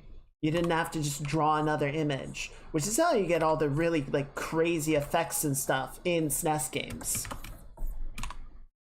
And just the things that they figured out how to do and the ways that they were able to like present the game with that is like, these guys were wizards. These were masters of their craft. I have nothing but respect for the developers of previous ages, previous, you know, generations of console that don't have the tools that we have now, that they had to just sort of figure everything out. It seems so stupidly difficult.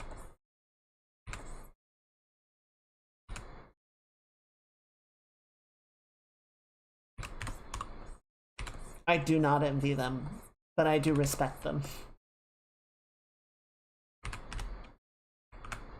I'm actually gonna flip this over. I think it makes more sense like this.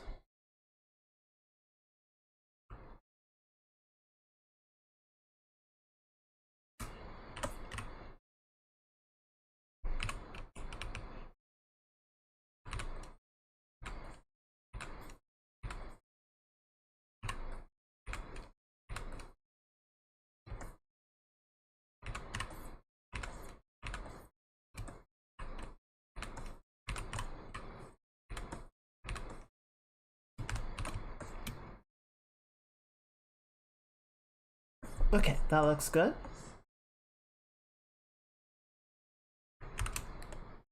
And then up here, so I'm gonna go ahead and sort of shift Ridley's color just so that we have more to work with.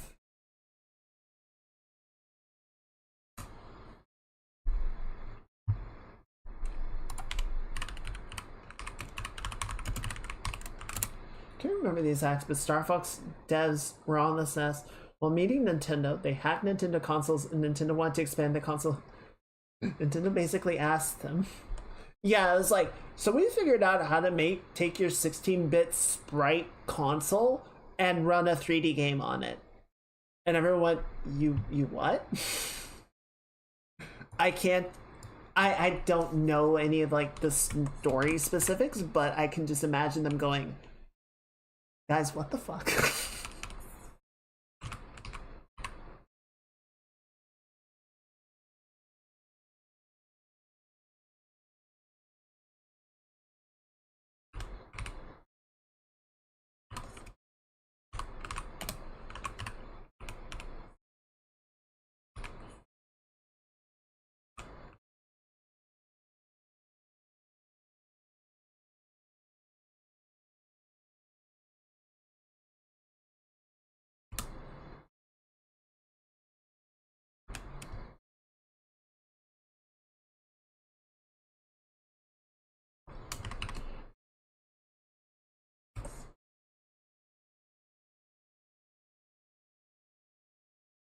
This is impressive. You expand its abilities by 10. Do you think you can make it bigger? Oh, we can make it. They just bluffed. We can make it 100 times bigger. Yes.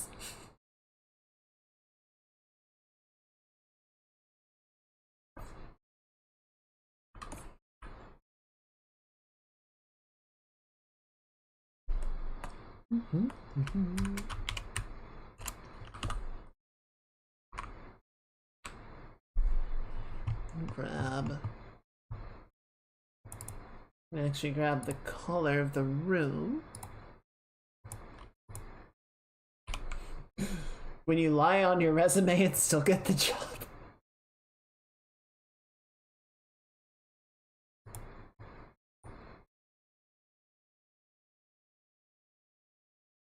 Oh, okay, we need to do this fast. Yeah, you fucking do.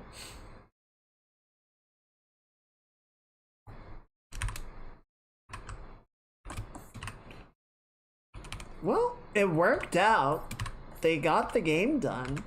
And granted, I wouldn't say that it ran particularly well, but the fact that it worked at all, kind of amazing.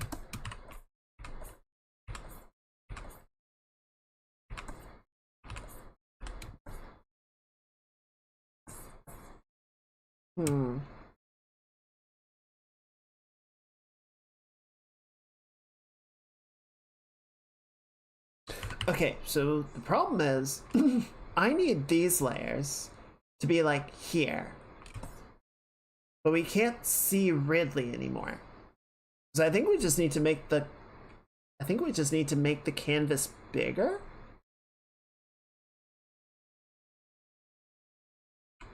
Because if anything, it should be like there. Actually, no, you know what? This works. This does work. So what we'll do is sort of expand it like that.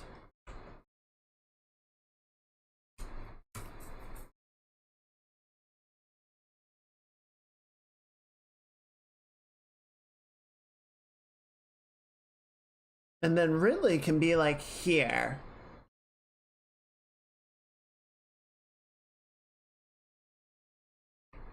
And then we can have another beam or another sort of blast on the inside. Sort of hiding the fact that I don't want to draw his entire body. Like that. We can add like a leg or something sort of popping out of the one side, but I think this will work.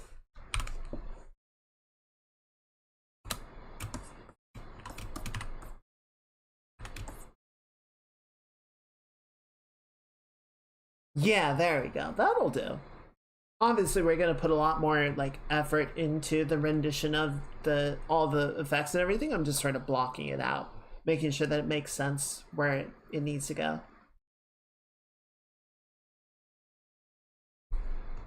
Let me check the clip really quickly because I don't remember. I feel like there was something. Okay, yeah, there's like acid in the floor.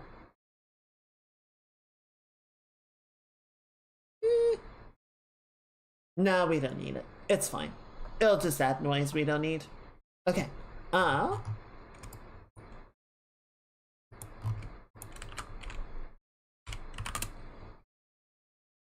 just gonna hide that for a minute. Let me come in here because I just want to clean up some of the details.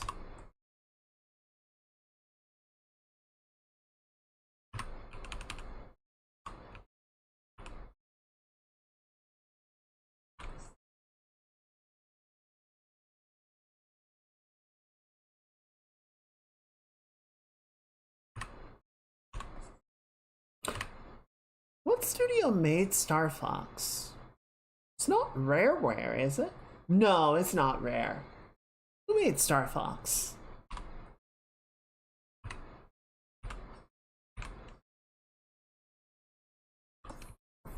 Man, I wish they would make another Star Fox. Admittedly, okay, to be fair to them, Argonaut.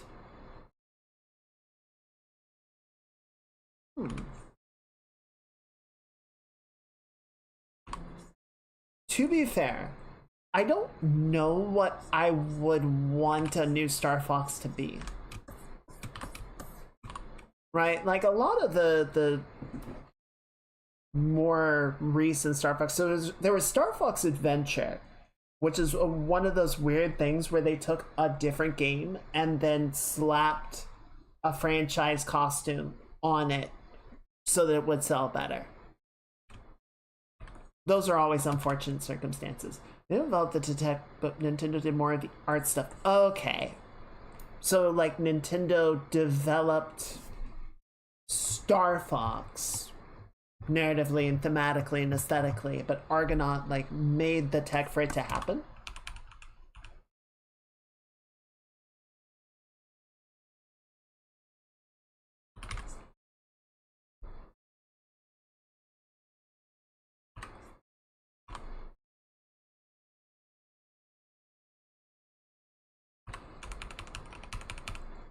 Gotcha, okay. Interesting. Yeah, because, like, Star Fox Adventures was the thing, and then there were one or two Star Fox games after that where, like, they tried sort of expanding on some of the stuff from Adventure and the combined arms stuff from 64, right? So you had like the Landmaster, and then they had like the on foot and the multiplayer that you could also do. Like it was, I think what happened there was they were thinking about adding more of that content in the actual campaign, but they just never really figured out how to like make on foot missions fun. So they just kind of scrapped those. Fan mod. Okay. What does that do? It's like they tried doing more of those combined arm missions in the more recent games, but those games did not do super well. And I think at this point, Star Fox is just kind of stuck in what do we do with this hell, right?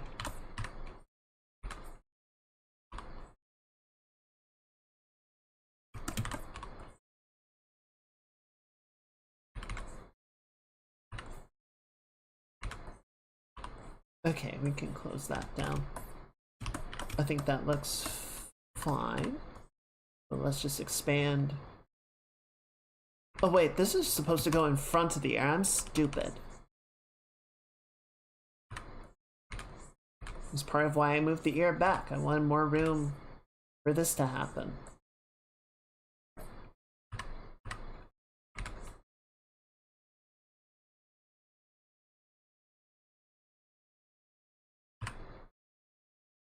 Sort of move the hair like that.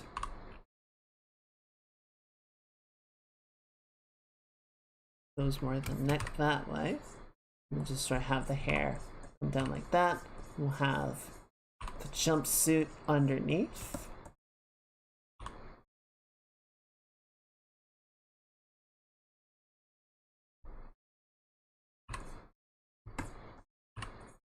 That'll do. Okay. But yeah, we'll sort of figure out the specifics of it going from there.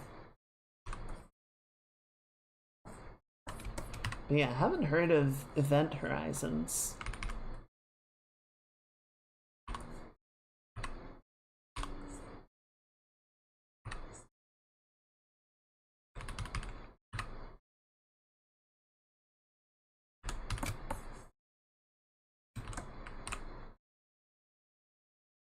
I feel like I can push this pose harder.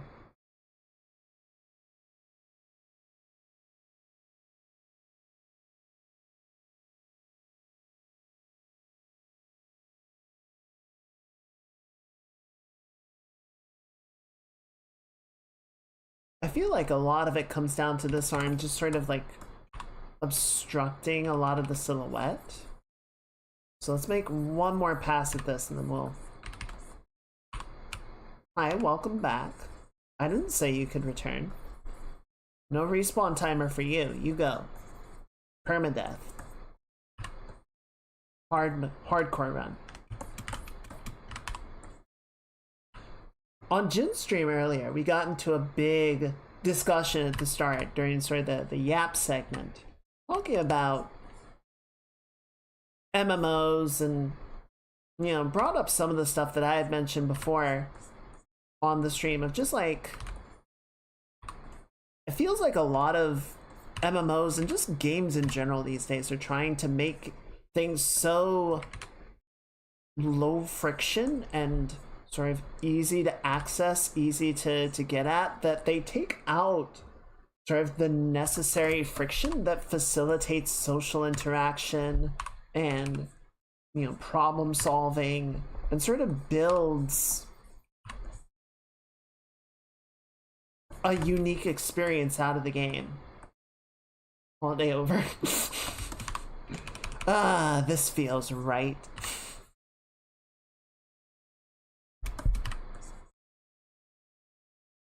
I'm still rocking the green for 3 more hours.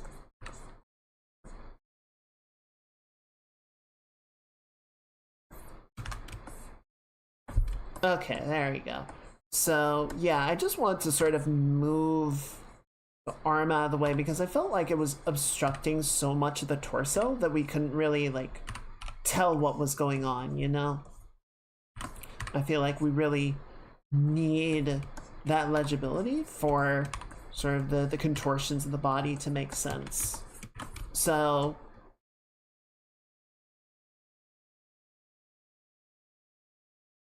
like, I don't want to put the arm down here as much as it would kind of. We'll be passing out soon. True, you just pop into stream tomorrow and everyone's like, Mage, why are you still green? God damn it. I knew I forgot something.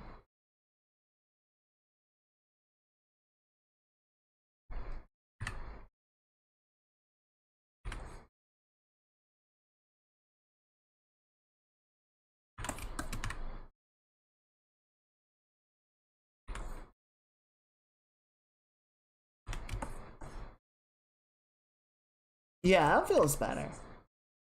Get that nice elbow pad right there. You get the gauntlet. Kind of going like that.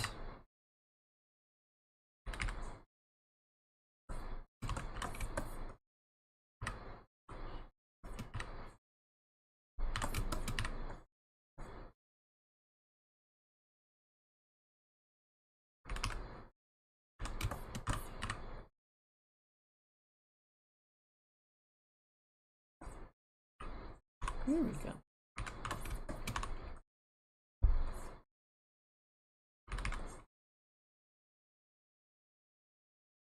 I don't know what reminded me that it was St. Patty's Day. It's kind of weird. We had like a bunch of stuff back to back. We had Friday the 13th, we had Pi Day, we had the Ides of March, now we got St. Patty's Day. Like, it's a bunch of nothing holidays, but it's also just like, what?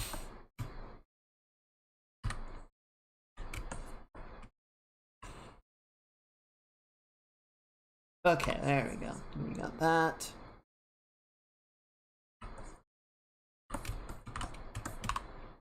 Oh, and speaking of which, we've got the solstice on Saturday.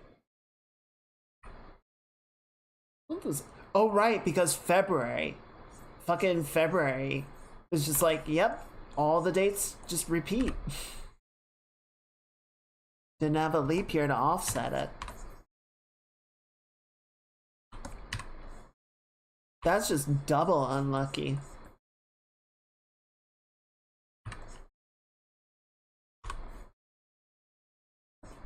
I suppose in that sense I got lucky that the only thing that really happened to me on...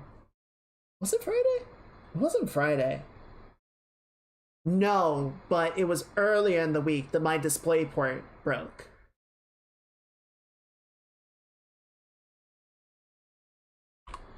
Someone was pointing out, like, last week started with daylight savings, there was a full moon, and then it ended with Friday the 13th. It was like, yeah, this week's just cursed.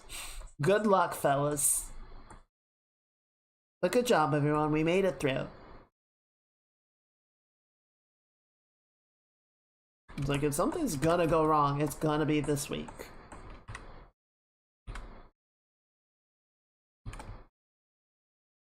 Okay, that feels better. I just like that we have the negative space in here. So I think the form, sort of where everything is sitting, will just read better as a consequence.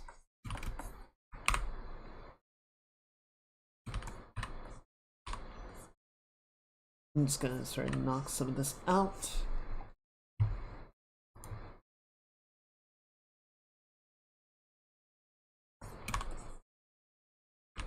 And we'll clean up the volumes, we'll clean up the shapes and everything as we start painting.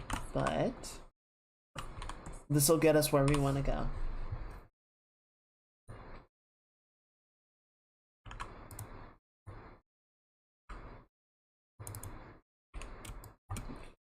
Okay, where is the gap that is letting everything in? Oh, no, I just didn't check that on. There we go.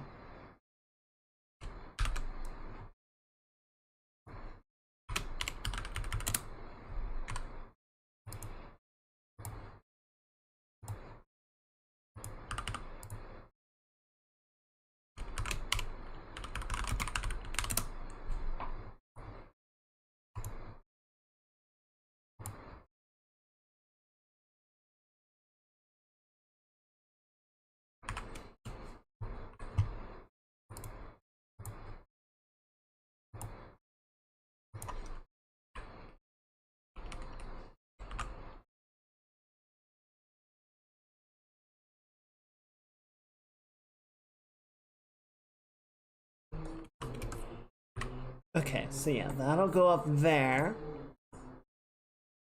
Then all of that's going to be orange. Since these aren't actually touching, we can just put these on a single layer.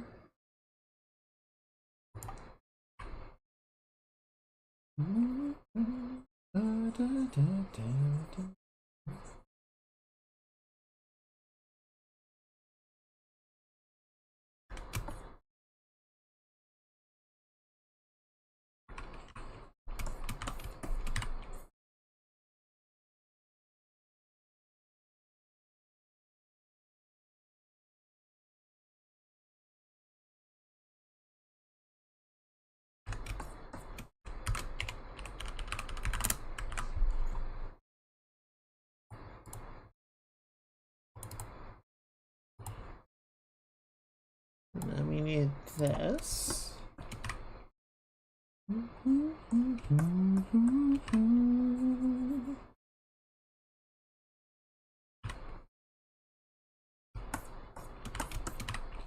that'll go up to about there, so we'll fill in this section like that.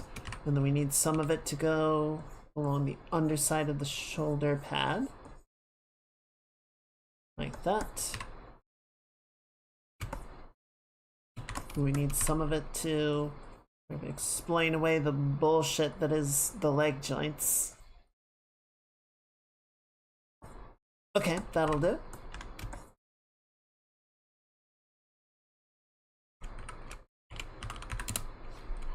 And then of course we have gun.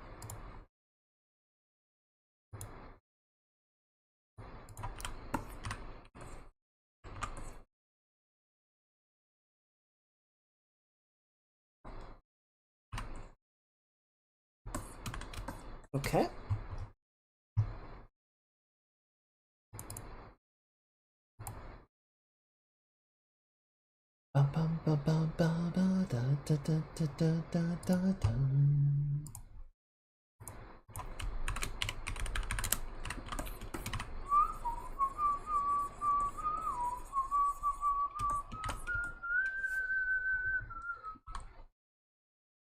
There we go.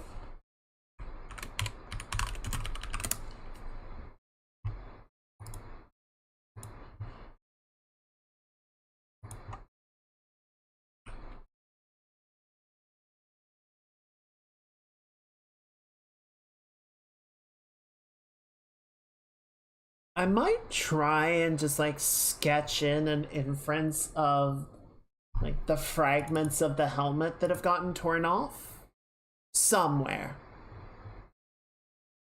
That was kind of always the intention. I think it'll just be an interesting question of where to put them.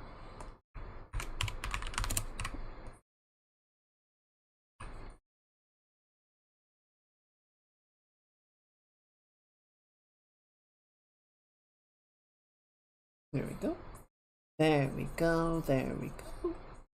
Good, good, good, good, good, good, good.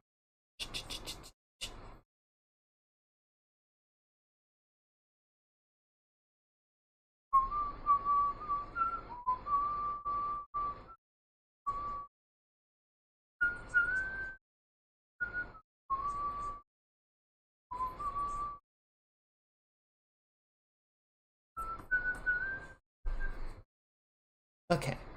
And then from this side, it's going to be a purple eye.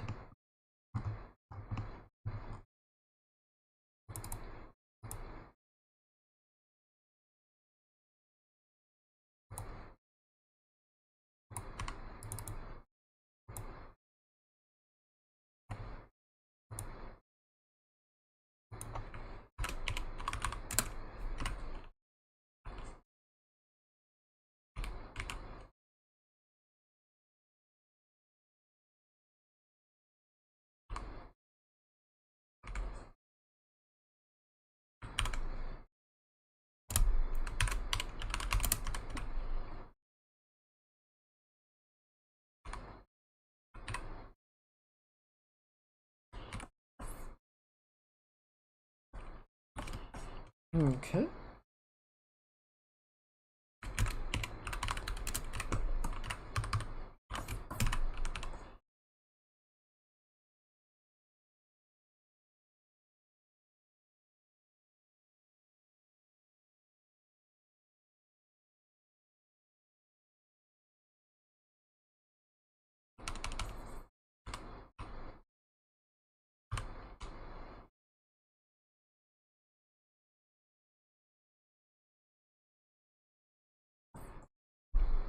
We can turn the skin back on. Hey, that's actually starting to come together.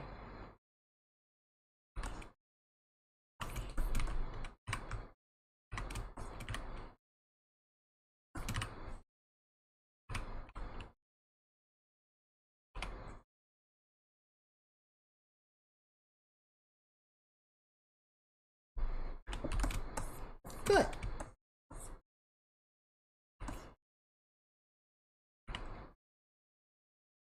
And then there's no actual, as far as I could find, there's no actual model of the super bomb or the power bomb. So we're kind of just gonna wing it.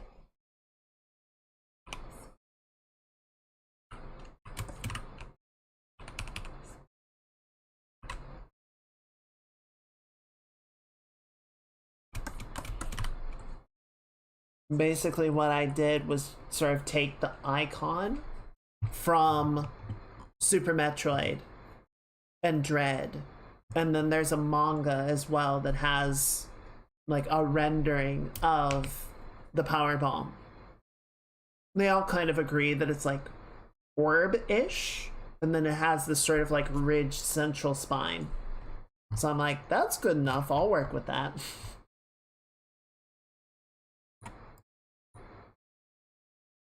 I've worked with less.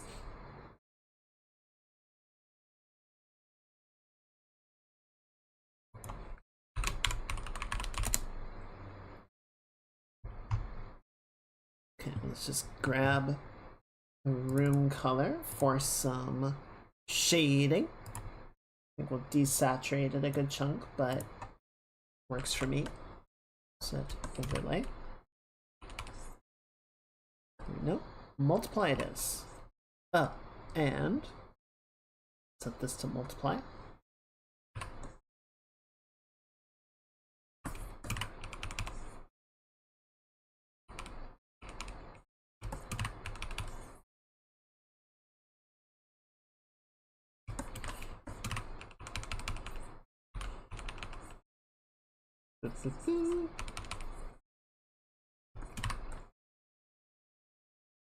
So yeah, we've got this drawing. I had another idea to do after this.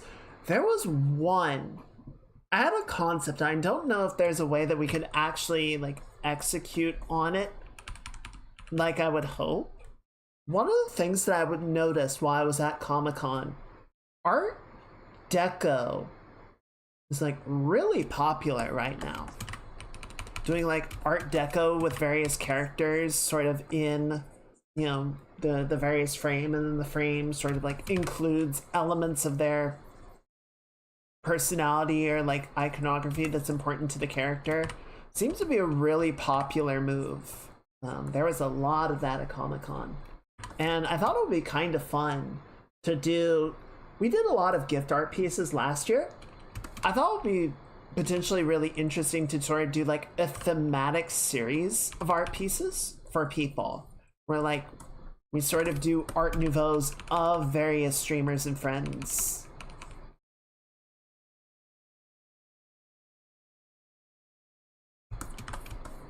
I think it would be hard though to sort of figure out a way to do that that would sort of be able to be unique to each character.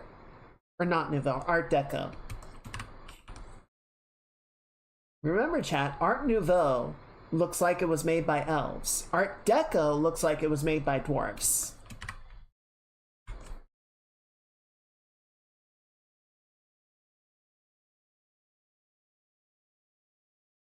Very important distinction.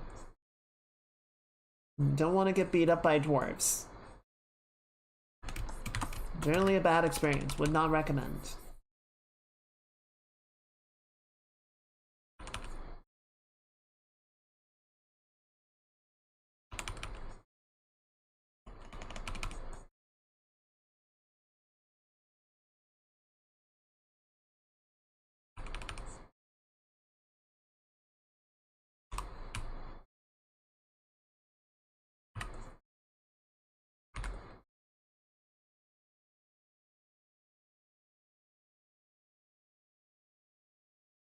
But yeah, like I think the idea is very cool on paper, but I feel like we would kind of wind up in a similar place of, well, we still want each one to be unique to the person and sort of have like shape language or iconography that makes sense for them uniquely. So I don't feel like we could wind up with like a template that we would be able to apply to everyone anyway, because we would end up doing so many sort of character unique revisions that we would just kind of scrap the template at the end of the day. I don't know that that would be really fun anyway.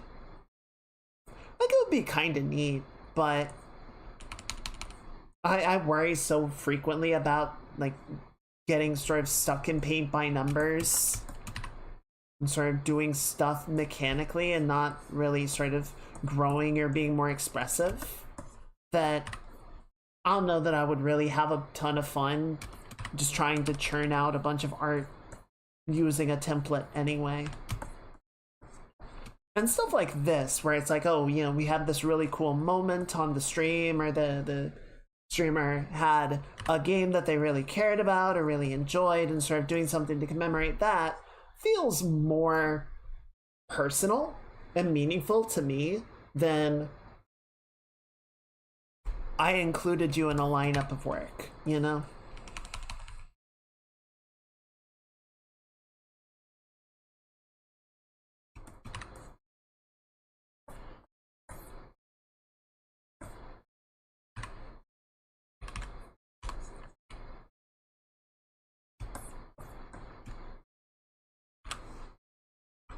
Okay, we'll leave this pretty stark just because I think, you know, the shadows are going to be pretty blasted by the intensity of the bomb, but I do want to include the overlay version just so that we get a little more color in there. I know I desaturated a bunch, but silly.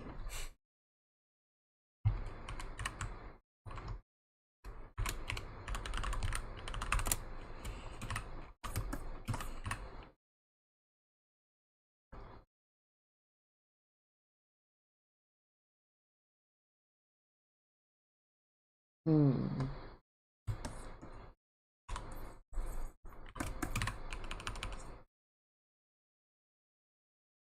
Freaking. Yeah, I thought you'd mess with it in a way that I didn't want you to. That's okay. We'll just do overlay and we'll sort of polish it up from there.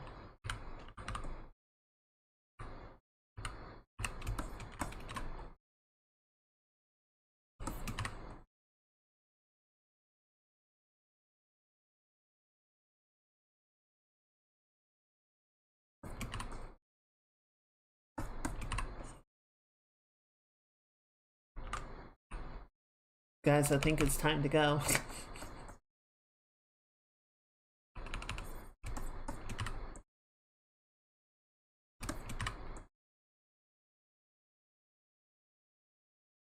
I think it is time to get off the ship.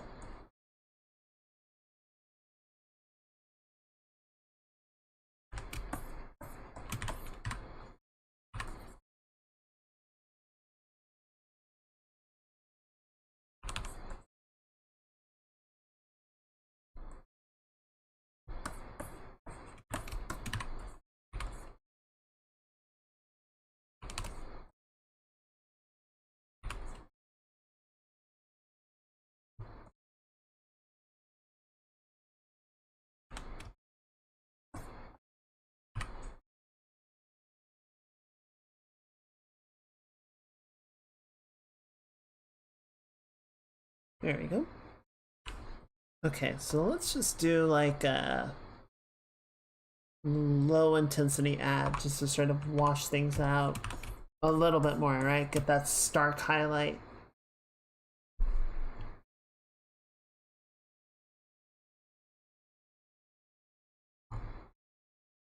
Okay, and then we can take all this and merge it together.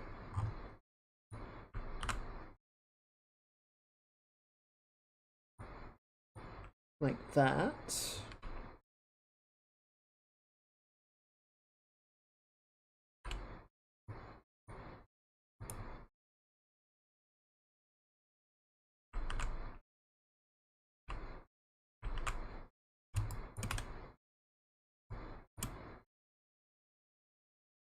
I think that works pretty well. Good all around sort of color. I'm gonna do one more thing though, just to sort of give us something a bit nicer to work with. And sort of along this leading edge, I'm gonna knock back the outline just so that it doesn't get in our way as much. So we're gonna replace this with an add.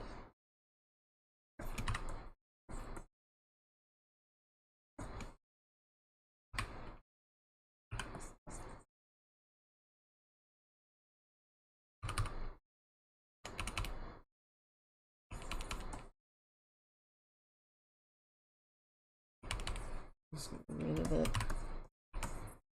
everywhere except for the most highlighted of locations.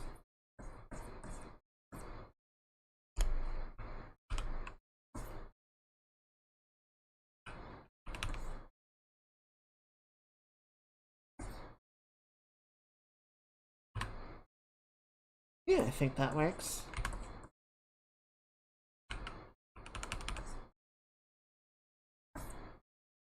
Just gives us a little bit extra material and such to work with, right?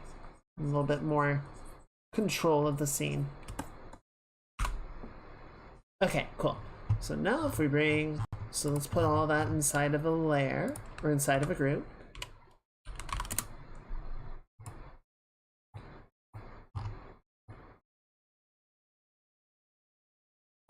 It's starting to come together, I dare say.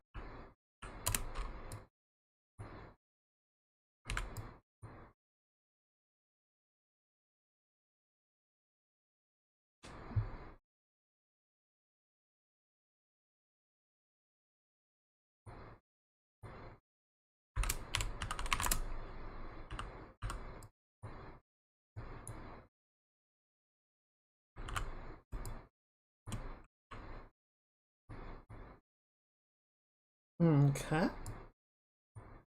Yeah, I definitely want to play more with the explosion, but I think we're, for a block out, I think it is coming together quite well.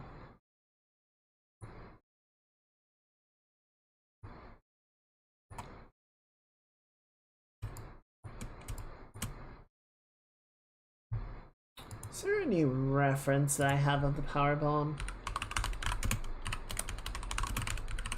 I was so focused on like the shape of the bomb itself, I wasn't really looking at any references of the explosion, which admittedly in Super Metroid is just like a circle that expands. Yeah, most of the time it's just kind of like, it's just a boom. It's just a shockwave that doesn't really have a lot of like particular rendition or detail to it. Just fine. It just gives us more room to play with.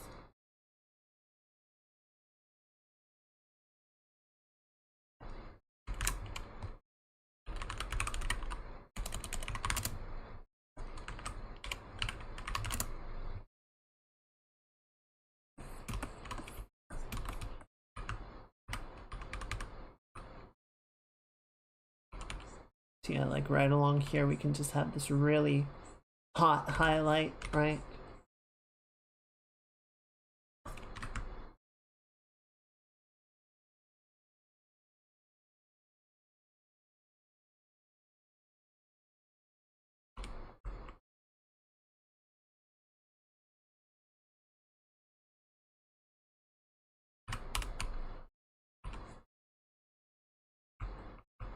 And let this carry a little bit farther forward.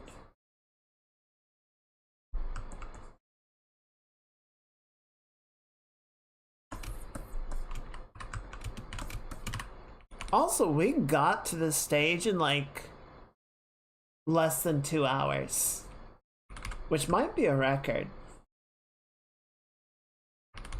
Like, to get all the way to starting the paint over, that's pretty speedy.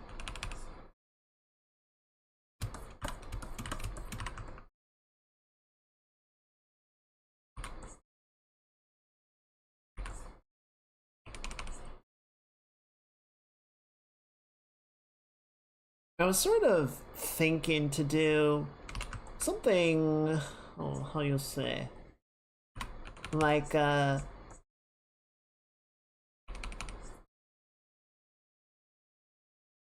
guess simpler in the setup and sketch process. Like, I still did a very sort of line work approach.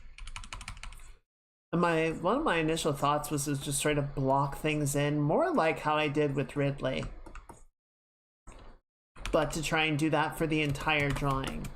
I didn't really end up going that route.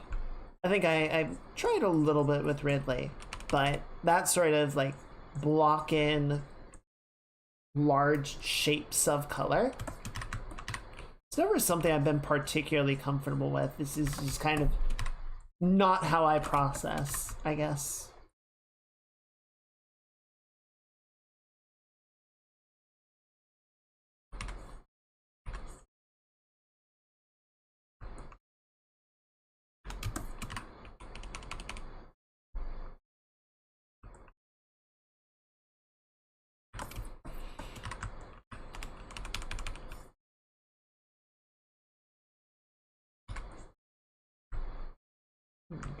You can sort of pop the highlight on the ear just to help separate it from the rest of the head. Give me 1 second. I'm gonna pour some more tea. It's tea time, baby. Helps keep me from being a scratchy voice gonk. I mean, that much is inevitable, but it helps.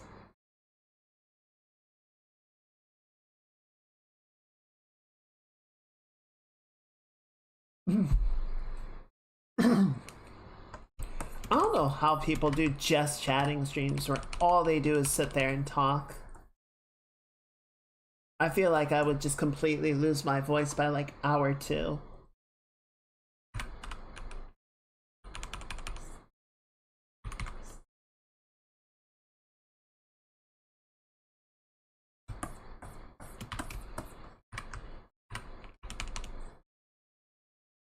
Now, some people's built different, and I ain't them.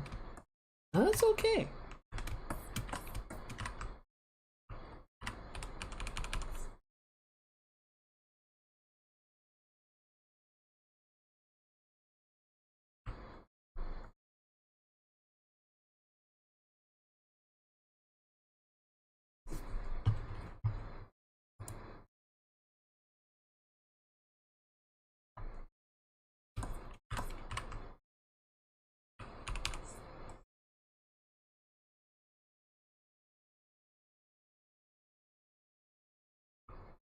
Oh, that's interesting.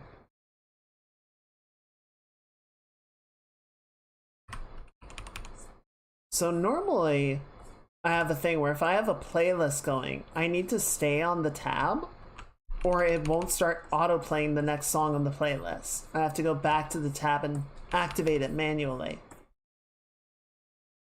Which is trying to, knock down the site's normal thing where it will just start playing a video for you even though you didn't ask it, but it's weird. It's an unfortunate sort of consequence. What was I watching? Oh, so apparently Twitch is like rolling out a thing where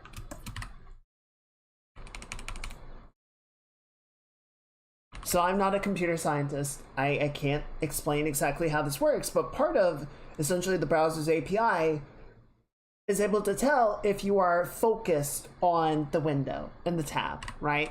So like if you have another window selected, it's able to tell that. And so I guess Twitch is rolling out a system where it detects, and Discord does this too with their Quest ads, that if you are not focused on the window, the ad will stop playing and it will wait for you to focus back. Which, as you might imagine, is not acceptable. I don't know about you guys, but a lot of times when I'm watching a streamer, I am working on art, or playing a game, or, you know, taking care of stuff. Like, it's very rare that I am just sitting there, like, 100% fixated on the stream. No disrespect to the streamers, of course.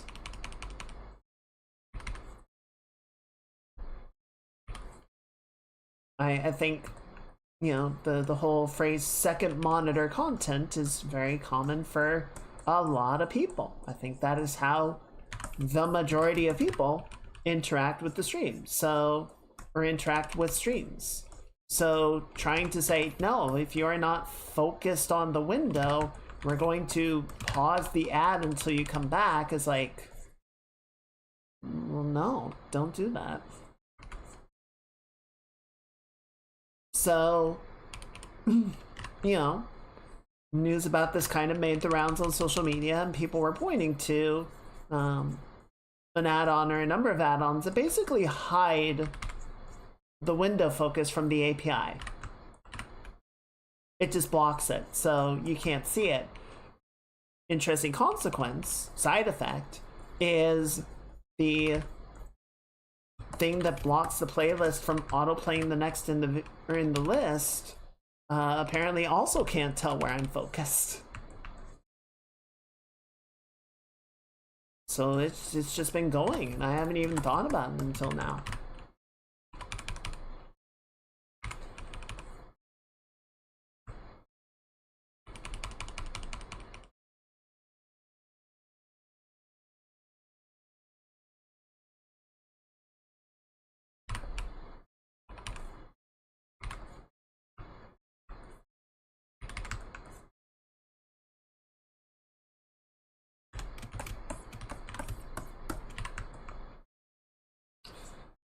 You guys remember when tech used to be fun? I remember when tech used to be fun. Not like tech lore. Like technology. Tech lore is still fun. But technology used to actually be fun, seeing the upgrades, the innovations, the things that people came up with. And being like, wow, that's so exciting. I can't wait to see how this rolls out. And now, like, big tech comes out with an update and you're like, please stop. Please don't. We don't want it.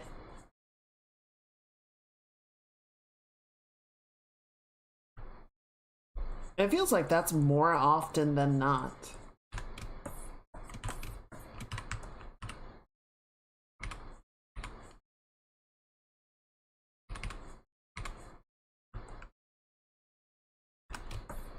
Well, I feel like, if you guys will allow me to spit out another video essay,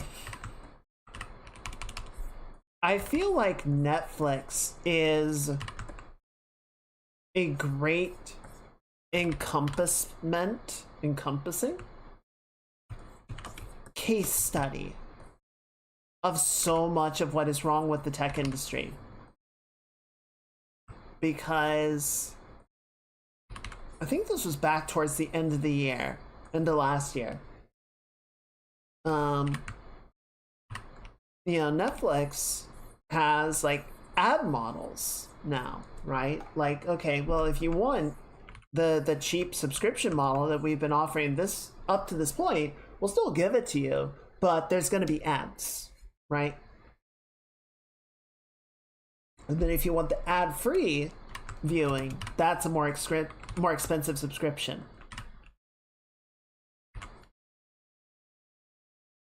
And as someone was describing it, Netflix is not a media company, right? They're not like WB or HBO or, you know, Fox or Paramount or whatever. they're a tech company. They were built like a tech company. They were modeled as a tech company, and they maneuvered like a tech company. They got big with rapid growth investor money. And then once they got to a certain criticality, they started getting into production, but they still had the investor money backing them up. So even if they had flops, it's like, it's okay. We have investor money. We can just shrug it off and keep going. And all the production studios, all the media companies saw what Netflix was doing, saw the money that they were making, and said, shit, we gotta get in on that. We want that money. And so they set up their own streaming platforms and streaming services, and incorporated their production models into it. And they did, okay, we set up the streaming system. Now where's all that big, beautiful streaming money?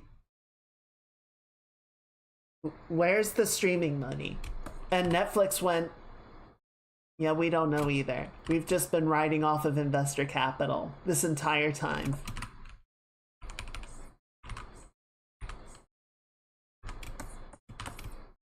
And now the industry's fucked. So, thanks, Netflix.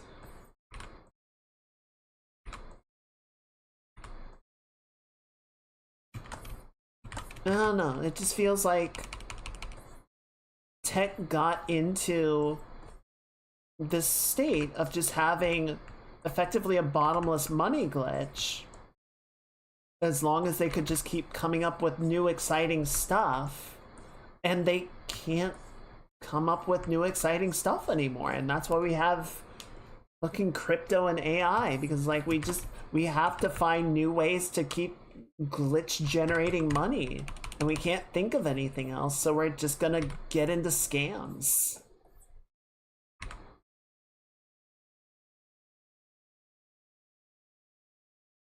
Money, money, money, money.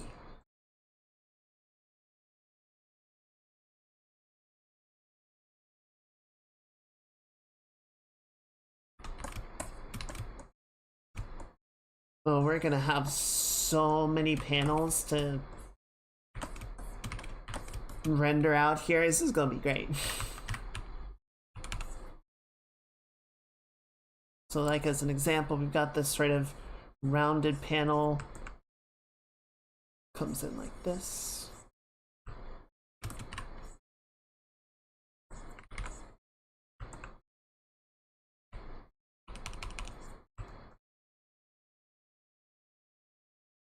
Like that. And then this can kind of dig in a little bit farther. So yeah, this is kind of what I was talking about. They're trying to like line work all of these, panels and greebles. Would have just been a lot of effort that we would end up painting over anyway, so let's not worry about it. Let's just do it now. Just make sure we got a good volume for the arm, and then we'll figure out the particulars as we go.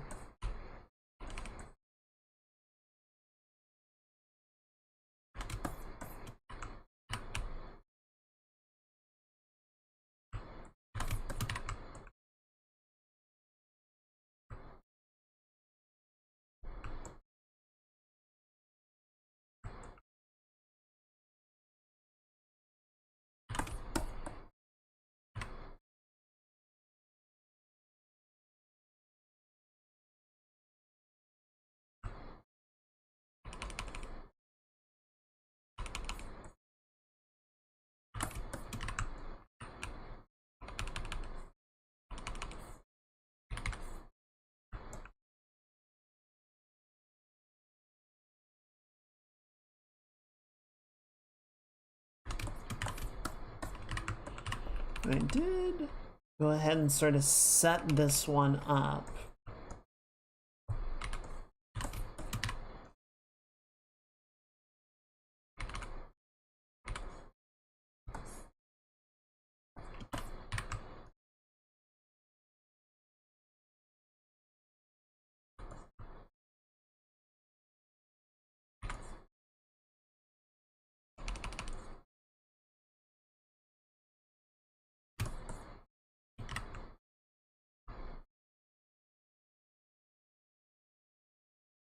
There we are.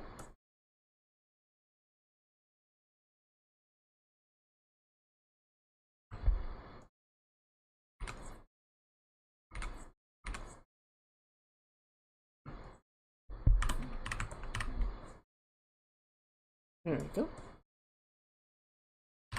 Oh, these shoulder pads are gonna be actually, you know what? I mean, they are gonna be a pain in my butt, but but I'm also gonna end up breaking a bunch of chunks of them off, so not perhaps as much as I thought. Though, I don't know, maybe I should leave the shoulder pad alone. I feel like trying to break it apart and sort of get down to the underlying body could end up being more trouble than it's worth. We'll see. We'll see how I feel about it.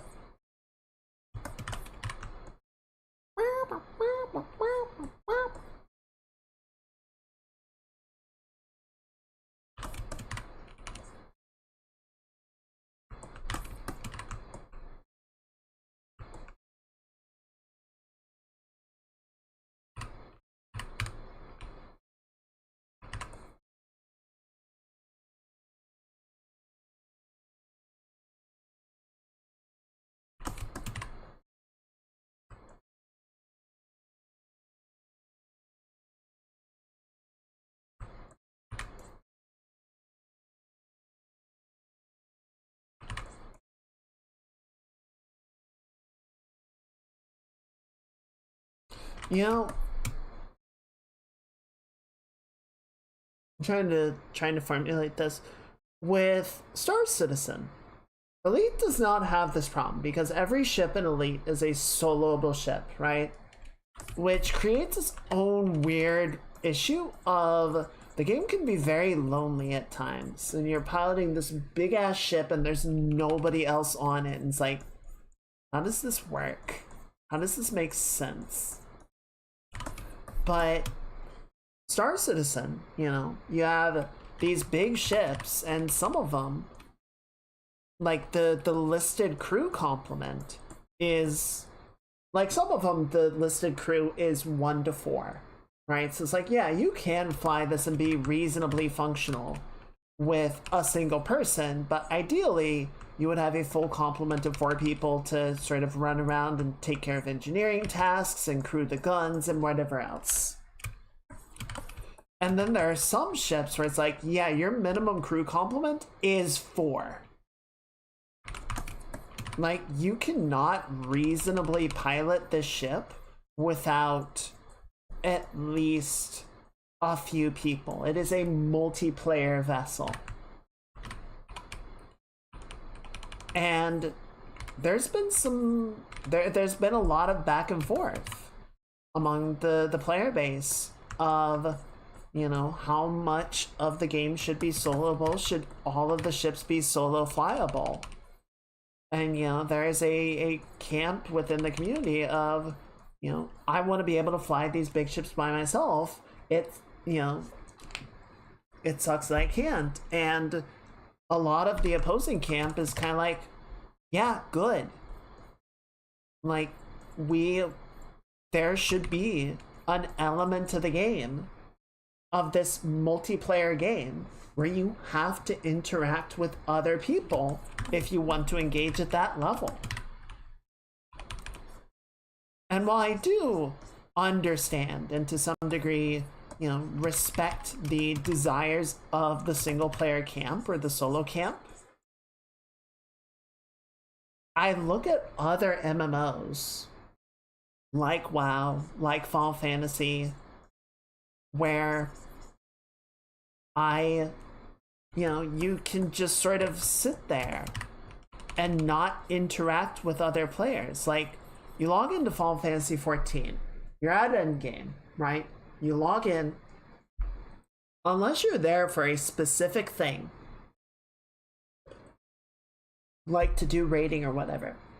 Let's just say you're doing your dailies. You log in, you're probably at your house or your FC house, because that's probably where you logged out last time.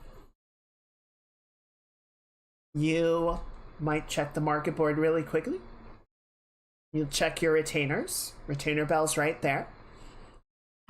And then you'll open a menu and you'll select your first queue. Expert roulette, alliance roulette, leveling roulette, whatever the case is, right? You'll pop your first queue and you'll wait a few minutes and then the queue pops and you hit accept and you wait for everyone else to hit accept. One of the people is taking a while to accept it. You cuss them out. It finally goes through. You go in, you do the roulette. You barely talk to anybody. You might say hello and GG. And then you come back outside your house again, and you pop the next roulette. And you rinse and repeat for an hour or so.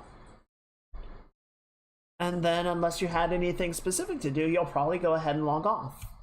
The actual amount, there was a period of time where there were other people playing adjacent to you, but the actual amount of social interaction was effectively zero. Because as I was saying, at that point, you're not really regarding or treating the other players as people. They're NPCs to get you through the task. Unfortunately, the game has kind of doubled down on this to the point that most dungeons can be run with NPCs instead of actual people. Which certainly makes it very convenient to, not have to, wait for people to run dungeons with or whatever. But the consequence is also that you get through a lot of the game without playing with other people in any meaningful way.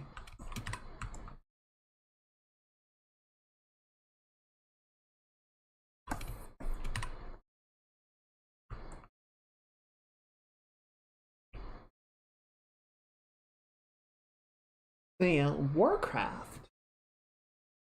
I think they got rid of this a long time ago, but it used to be. Say you wanted to run a dungeon. There was no group finder. You had to shout. You had to shout in the area chat, looking for group or looking for members for a particular dungeon. And then someone would pick you up, and parties were 5 people? I want to say 5 people. Yeah, it was 5.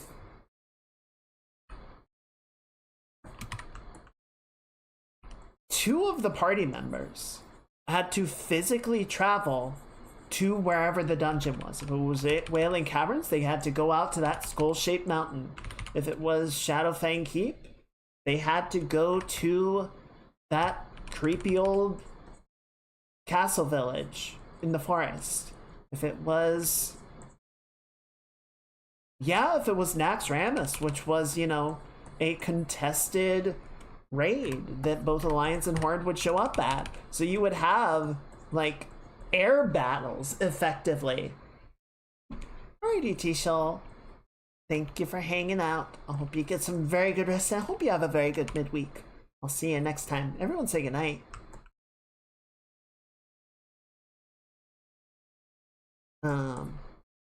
You would get these, almost air battles of, people would fly to Naxxramas, and the entrance was at the bottom of the floating ziggurat, and there's a little platform with the summoning stone. So you would have to fly in there and then hold the summoning stone, hold the platform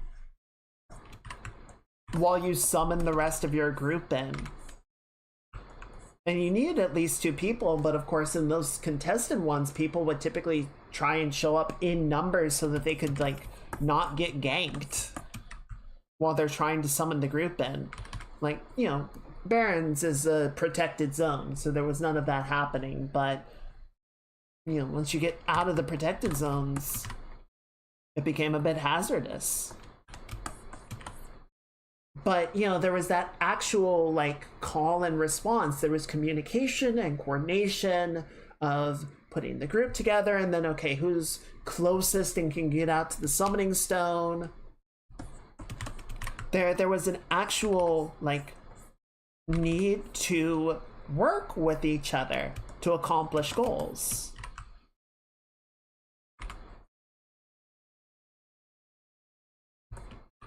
And sure, that got a little tiring at times, and you know, for people with social anxiety, I'm sure it sounds like absolute hell.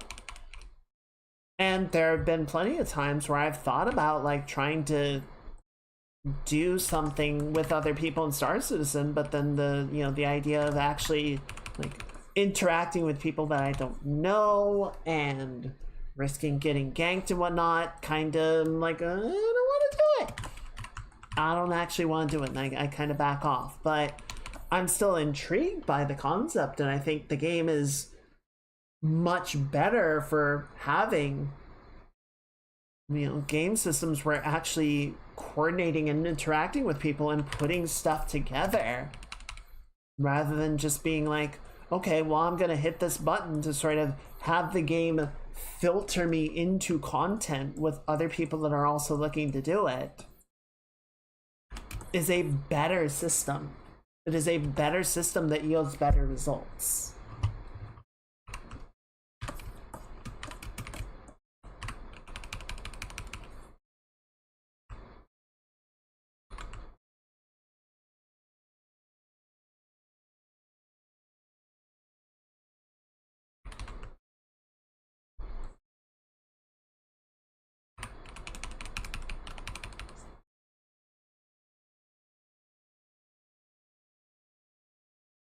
And 14 is not exclusively struggling from the roulette problem.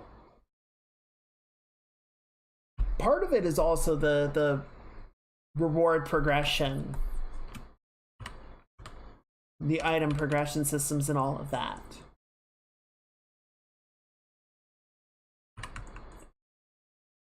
But even if they kept item progression exactly the same as it is now, it is made so much worse by the fact that the majority of your gameplay is just handled through roulettes.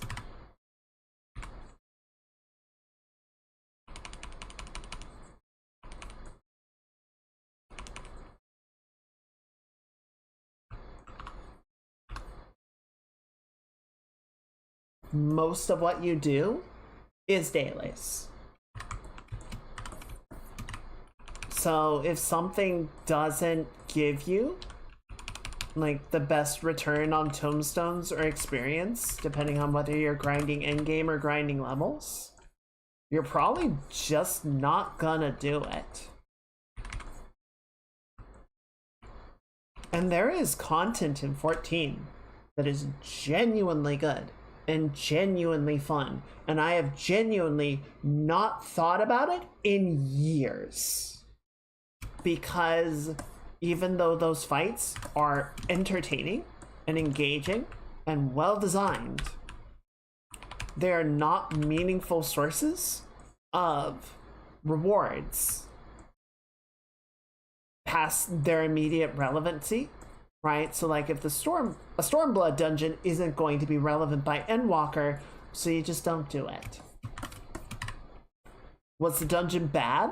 Well, no, but it never shows up in roulettes, and I'm not gonna just do it for no reason because the rewards are shit.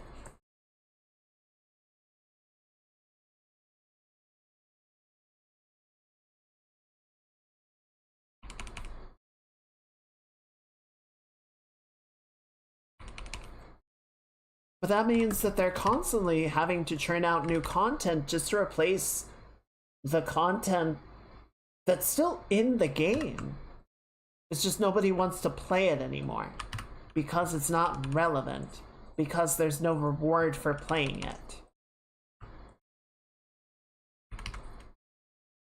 And there's no system that incentivizes you to play it. The best that you get is the Wondrous Tales, which is sort of like a bingo card of, this week, run dungeons in this level bracket and complete these trials and play PvP matches and whatever else. And you sort of go through it, and if you can, the more lines you can complete in your bingo card, the better rewards you get from Chloe.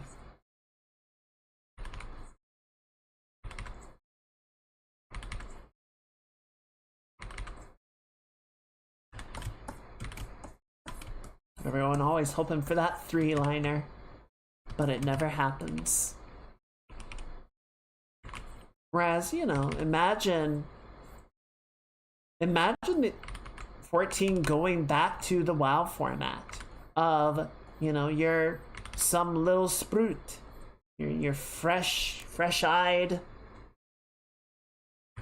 and, you know, you just finished the Hall of the Novice, you're progressing the main story, and you gotta run your first dungeon. You gotta run this thing called Sestasha, and you go to Limsa Lominsa, and you shout in the docks, you're like, hello? Would anyone be willing to help me run this dungeon?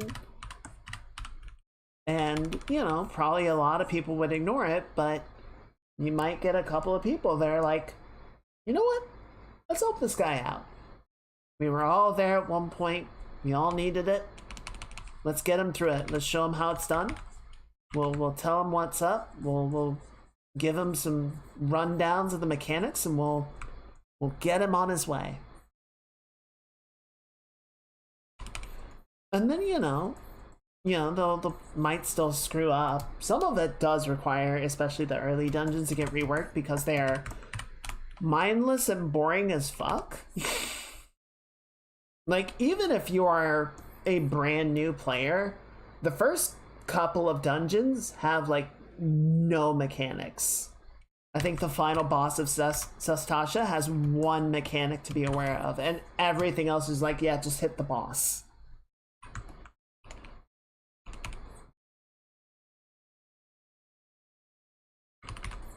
You know, if you get Sestasha in Duty Roulette, you're like, God fucking damn it, this again. Like, you don't have any personal incentive. You haven't volunteered to run Sestasha. You don't know that you're getting into it and that you're probably going to be helping some sprout learn how to play the game. You just got a bad luck on your Duty Roulette. And now you're stuck in this for 20 minutes. So all the level 100s that have run Sestasha 100 times are pissed because they're in Sestasha for the 101st time. And the person that actually needs to be there and could use some help understanding what the fuck they're looking at isn't getting any guidance because no one wants to be there.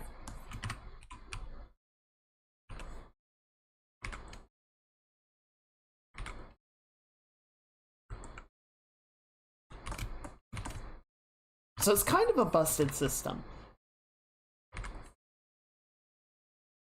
I do think the reward system could use a dramatic rework, but I think even before that, the social mechanics need to change. There needs to be a greater incentive for people, a greater incentive and a greater requirement for people to work with each other. It's like, yeah, you're in a multiplayer game. Go play with the multis.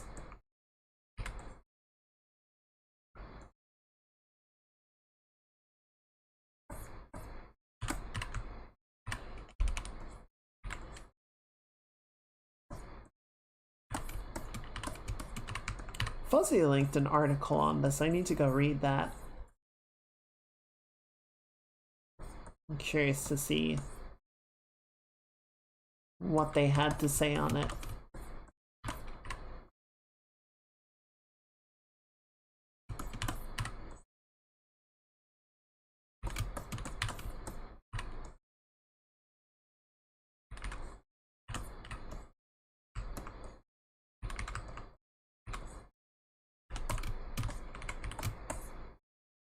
This is coming along really quickly, I feel like. Obviously a lot to do, but the fact that we have like this much of it along and it's making this much sense feels good.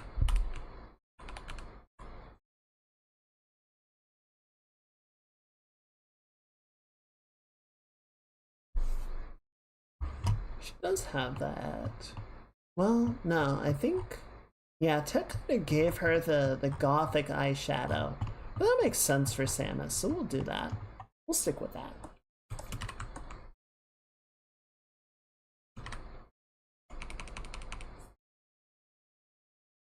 Oh god, I fucking love this song.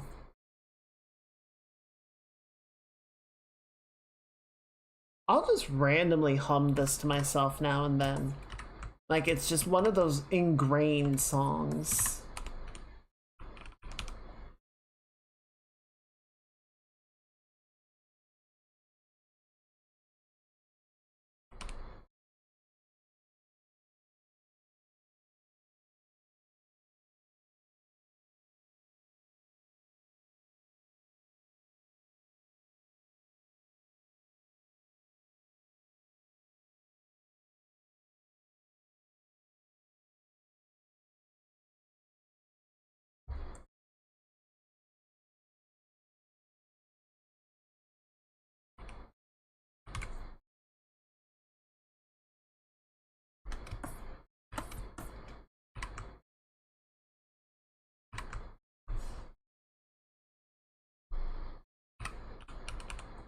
There we go.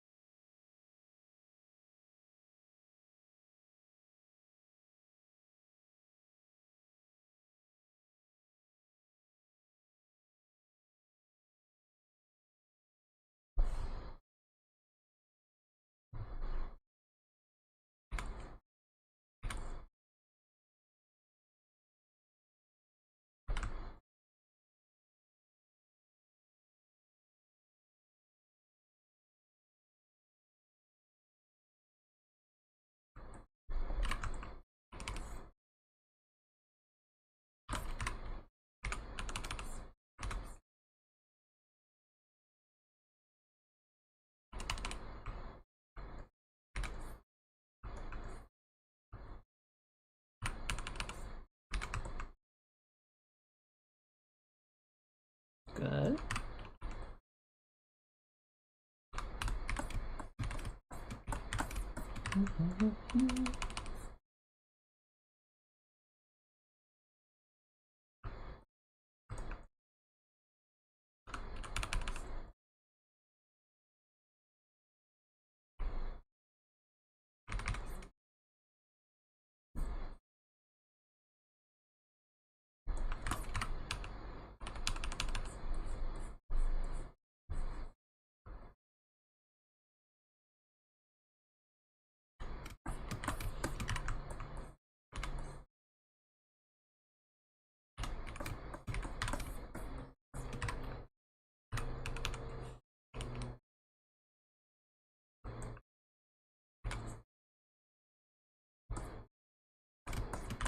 Something... I don't like how this looks yet. Okay, I think I know what's wrong. Yeah, the brow is just kind of flying off into space. Eye socket isn't really, like, forming a coherent shape yet. Which means that the eyebrow is too high. This is a bit better.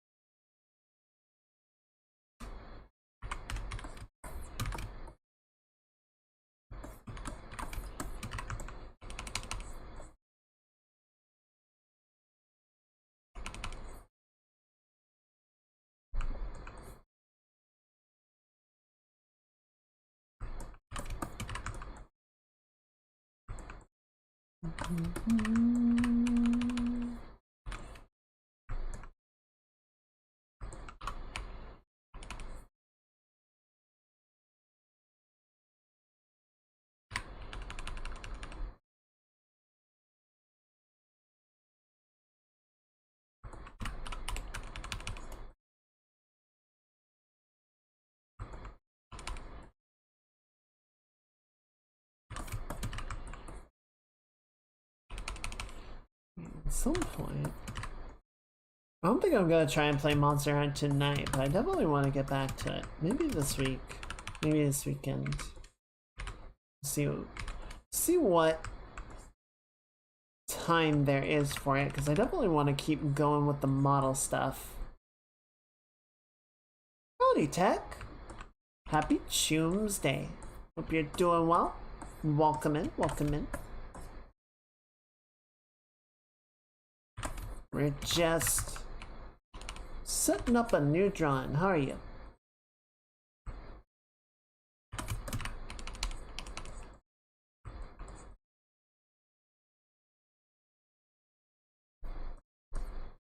There we go.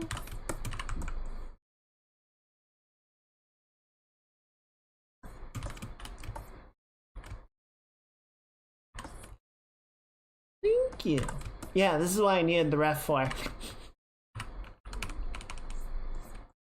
I was thinking about like the angle that I was gonna do the face on. I'm like, wait, Tech did this already. Tech!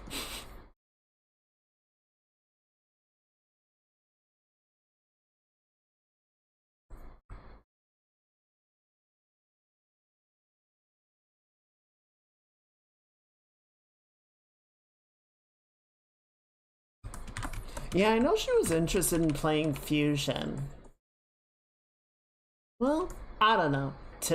Well, one, you know, eugenics. Chefs conspiring in the kitchen.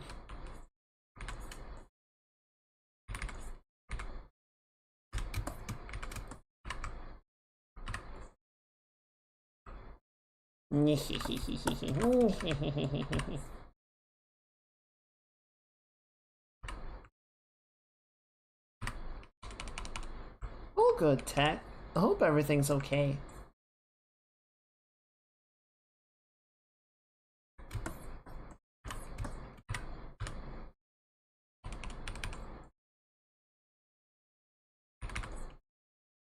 Yeah, I mean, she's playing Mutagenics right now, which she seems to be having a lot of fun with. But I think it's good. Like, even if you're planning to like play an entire series, like at one point, I was thinking earlier of like, oh, you know, Ace Combat 8 is gonna release this year, probably, and it might be cool to play Ace Combat 7 before that. And it's like, oh, well, if we're playing Ace Combat 7, what if we play more of the Ace Combats? What if we play like 4, 5, 0, and 7 before 8? And then I was thinking about it, I was like, that would take a lot of time. We're not doing that.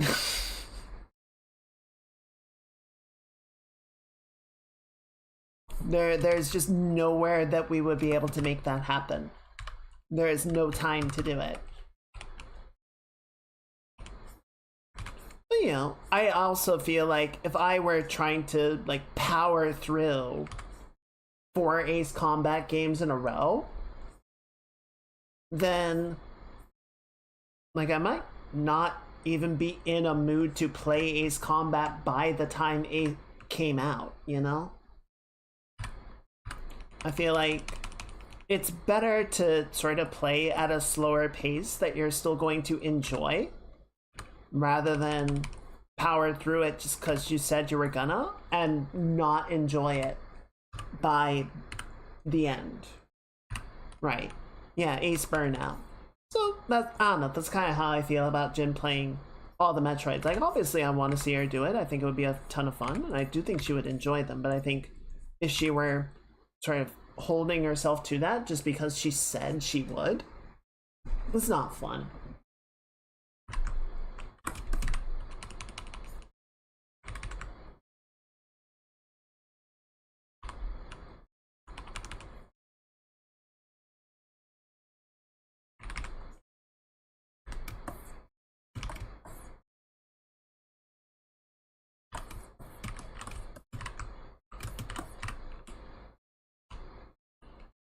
So who knows?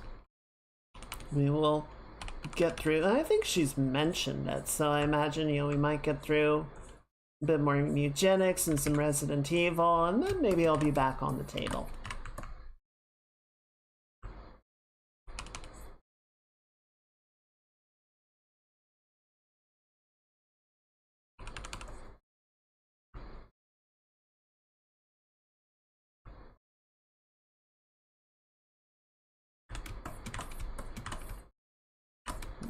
Figure out this ding dang hair.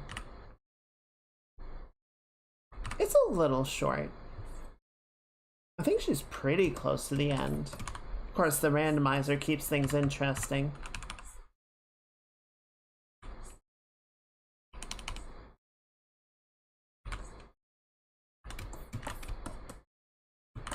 Oh, Requiem. Is it short? Okay. I don't know. I think I'm just gonna end up watching someone play Requiem. I am very curious about the game, and I love all the memes about it, but I'm too much of a piss baby to play Resident Evil.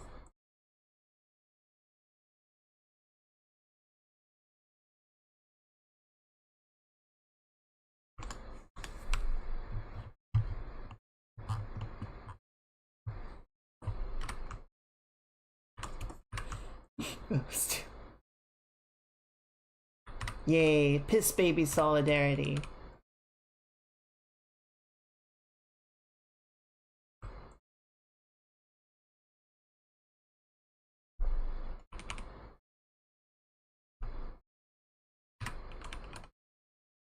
Ooh, 1 to 3 was too scary. Started playing on 4. Yeah, 4 definitely took more of like an action mindset, I would say.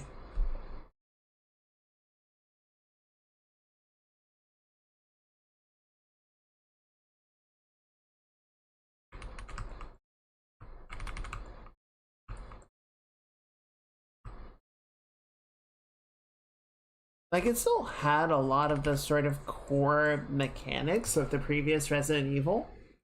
Oh, yeah, and the tank controls, that's fair.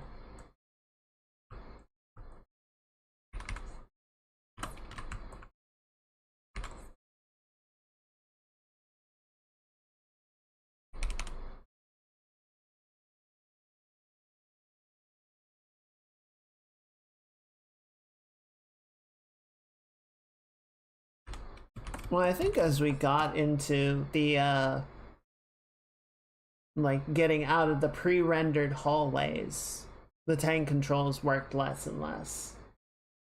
Resident Evil games have never been my shtick, but I enjoy watching people enjoy them. I agree. There's a lot of games that I think I like watching people play. Like, I would not watch I would not play Mutagenics, right?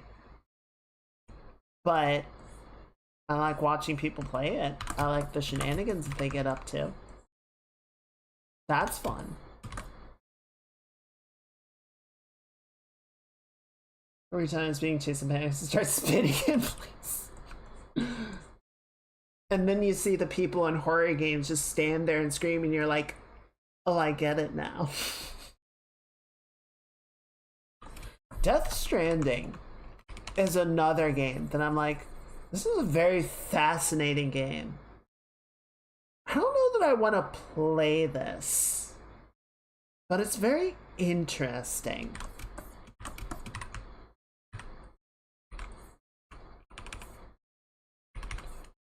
I do kind of regret, because Maya played Death Stranding at one point, and I kind of wish that I had like actually like kept up with the streams to follow through on it, because I have no fucking idea what happens in that game.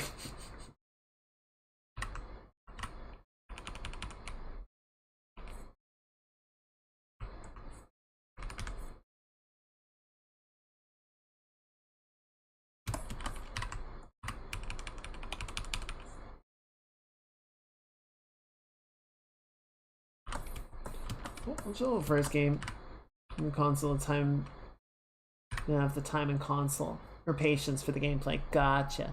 Yeah, that's fair.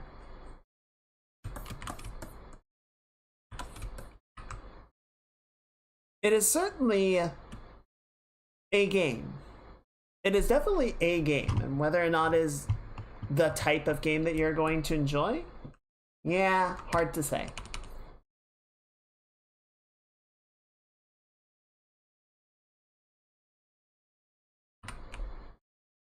Like, to this day, I have not played a FromSoft Souls game. I've played a couple of Souls-likes, but I've never played a Souls game. And I don't know, at this point, I'm not sure that I really am gonna get around to playing one.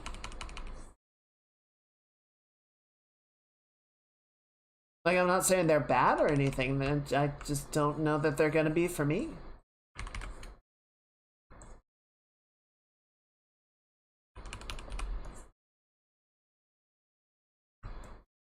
But I enjoy watching people play them. I enjoy hanging out while they play them. I think I'm just gonna be a spectator on it, you know?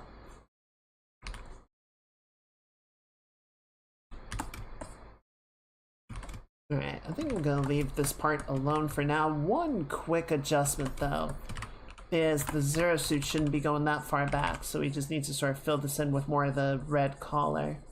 Like that. Chocolate! Well, you better bring some for the rest of us. I want chocolate.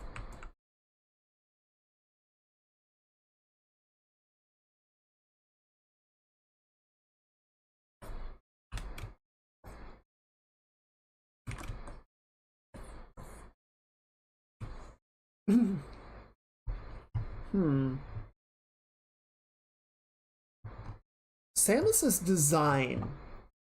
God, so much of the stuff in Metroid just changes so much from game to game. Trying to get a clear understanding of what we're aiming for feels borderline impossible. Like, I'm trying to lean mostly into the Super Metroid design just because that is the specific game. But sometimes Super Metroid just doesn't have clear indications of what this is. I eat chocolates this way, I will dream the wildest shit. That can be fun.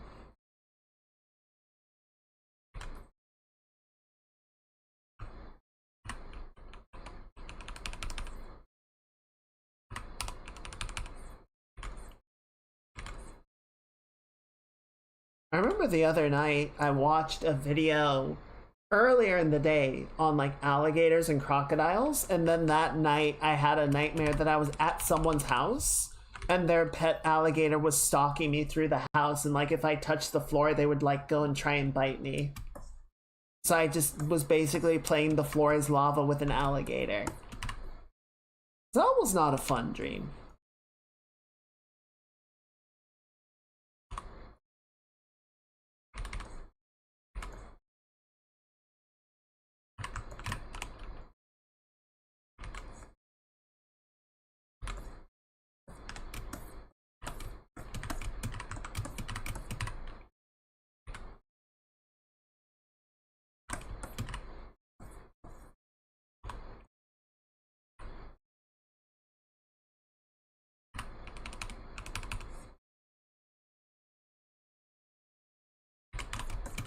There we go.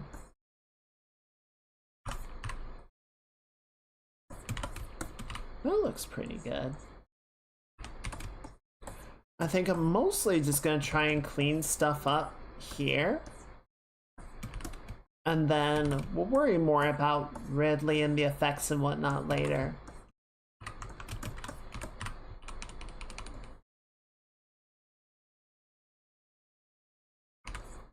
That'll be Saturday shtick, I think.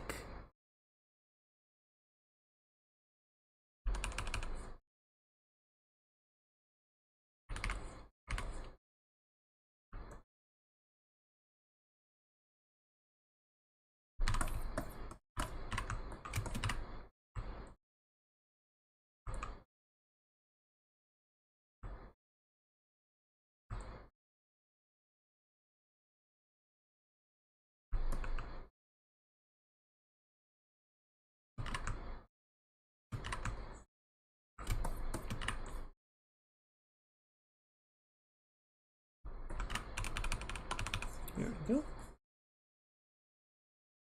Try and build out some more of these shapes and details. I don't think I did a great job with this leg, but it's okay.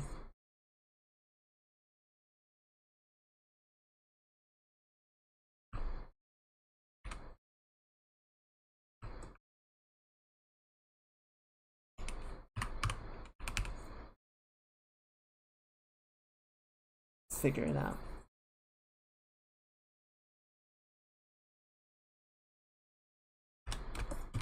I think I kind of knew that the anatomy on this leg, because I wanted this sort of like swoosh of the body, was gonna get fucked up one way or another. And now I am living with the consequences of my choices.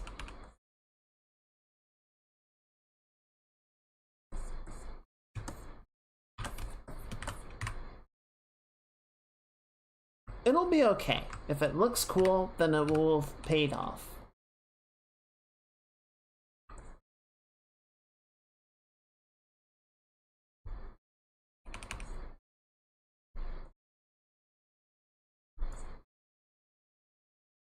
So yeah, the only possibility, so like I said, there might be a commission coming down the way.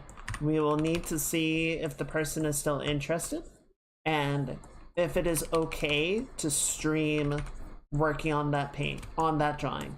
If it is, and we need to like, you know, get a move on with it, there might be, we might need to shelve this for a little bit. But I don't think that's going to be an issue. I feel like this is progressing pretty quickly.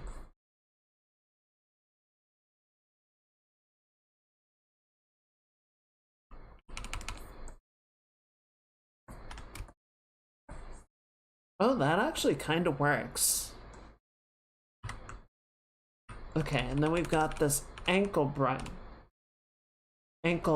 brace armor protector. Honestly, I'm very happy with how it's coming along. We got this guy sort of comes up this way, and then we'll sort of frame it like this. Yeah, there you go, there you go. That's the shape. That's the vibe.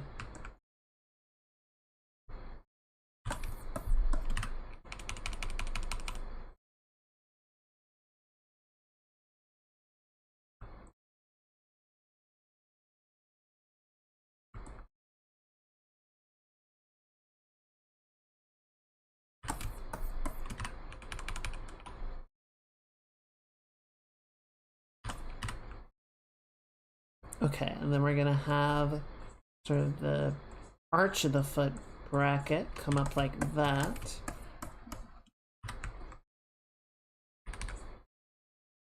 I don't know, if everything kind of comes up Kaiga, we'll have a good set of work to entertain ourselves with for a while. So I have at least one more idea after this one. And then, yeah, maybe it gets a bit of commission work in as well. It'll be exciting. It'll be a good time. So yeah, foot being so like close to the light source. Sort of surrounded, framed by it. I'm not gonna get a lot of deep shadow here, but we'll still get enough that we can sort of define some of the forms, right?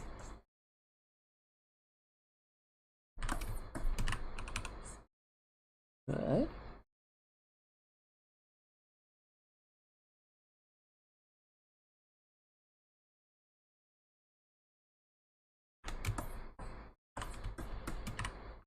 So I did not really keep up. Does anyone know what ended up happening with Metroid Prime 4? Because that was like on people's wish list for so long. That was like, Nintendo, give us Metroid Prime 4 and my life is yours levels of excitement. And then it came out and I feel like people just kind of went, and that was it. Like, I guess sort of the short version is that people were not impressed with the result. Fuck that shit up. Okay, cool.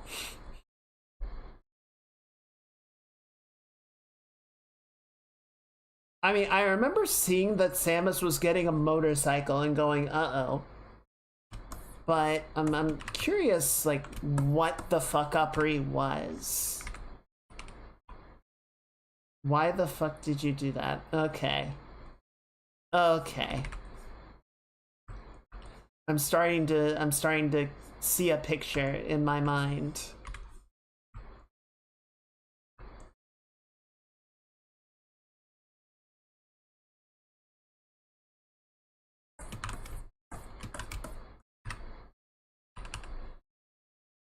That's unfortunate.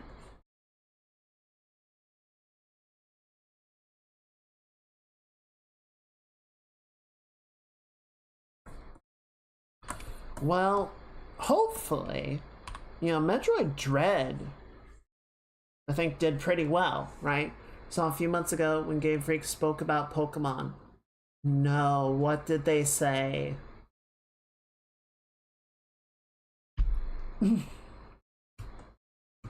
Did they finally admit that Nintendo gives them fuck all for resources and expects them to shit out a game every year? I mean, we all knew that, but did they finally admit it?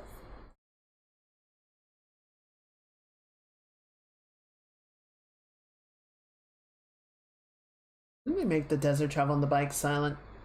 Useless. Unless you bought the amiibo. Oh, I remember something about that. Like certain sound effects were only unlocked through the amiibo. I don't know if it was specifically for Prime, but it was for something. They said Nintendo was pushing the open world in almost every game after Breath of the Wild, but god damn it.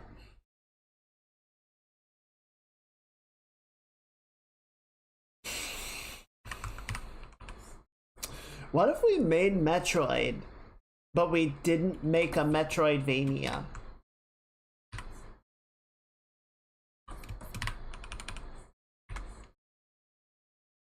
Oh, are they actually doing a Ubisoft? It's like, we had this formula work in this one game, so let's apply it to all the games.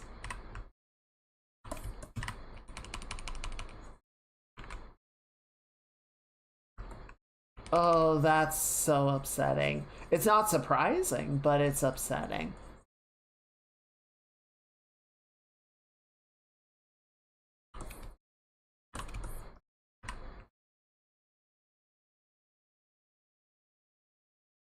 I feel like Donkey Kong is an open enough concept that, yeah, sort of giving him a big world to run around in and fuck shit up, that makes sense. That works. That's fine.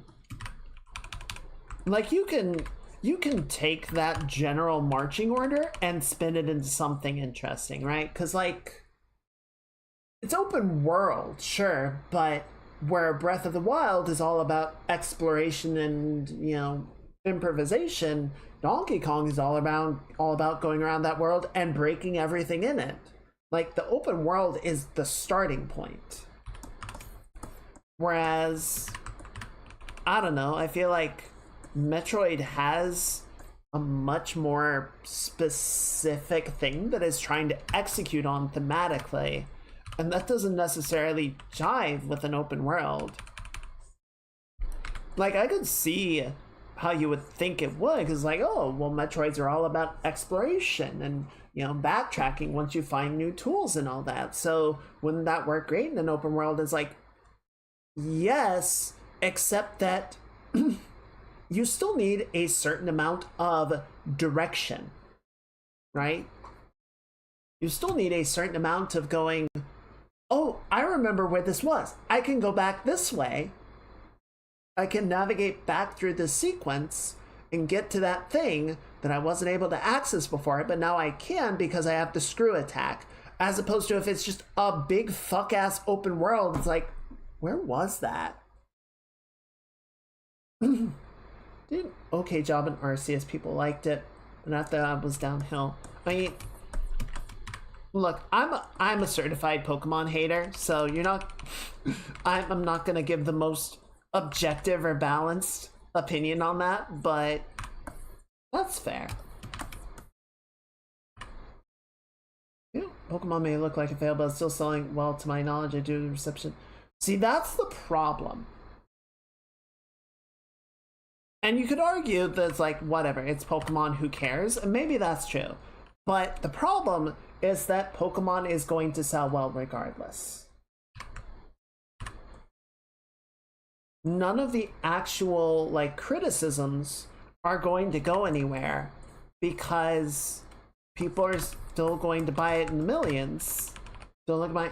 I'm staring at your badge. I am Jinkit staring at your badge. But I also know.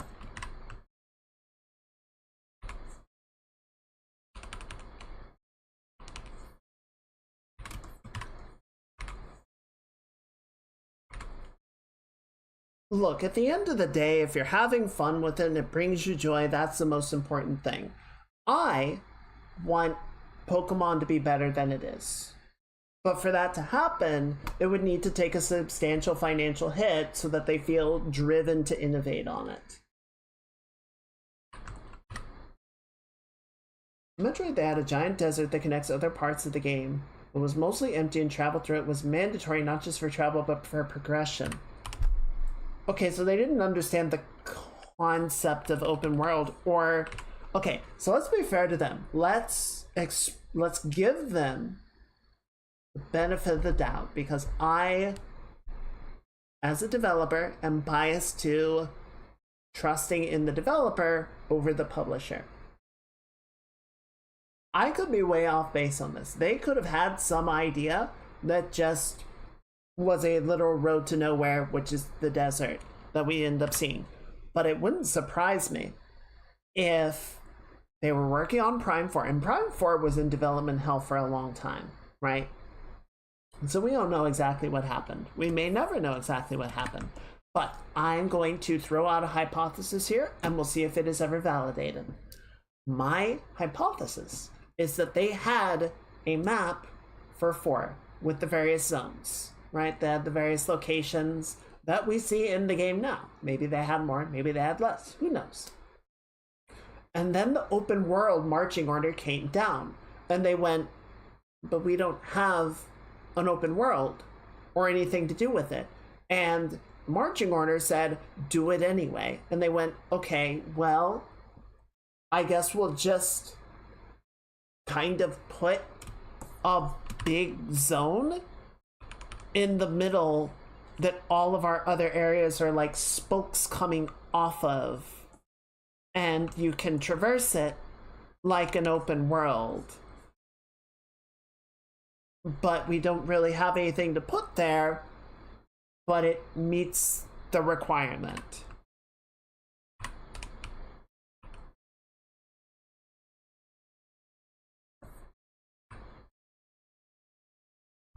That is my conjecture.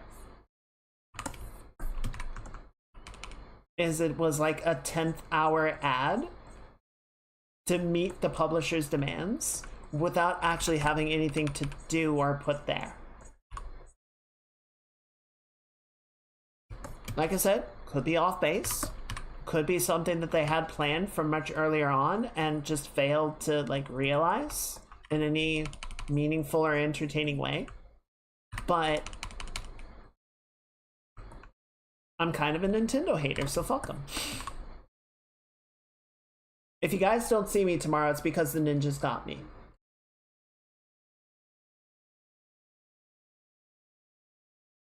I'm under no illusion the series as a whole has problems. This one, it would take a massive shakeup for me to stop playing them, and I played them. Yeah, I get that, and it's fine. I'm not gonna give you shit for continuing to play Pokemon. That speaks more poorly of me than anything you're doing. Though I will say, I think Pokemon never should have gone 3D. Saw a reviewer talking about the desert. Spread through it had some crystal that you had to smash against to collect it. It was a mandatory part of the game, but is not treated like it. So the dude ignored the crystals. In the end of the game, he had to go back and literally grind it because they respawn. The idea was doing it while you travel from one place to another, just to have something to do. If you don't know how important it was, you kind of just don't do it. Yeah.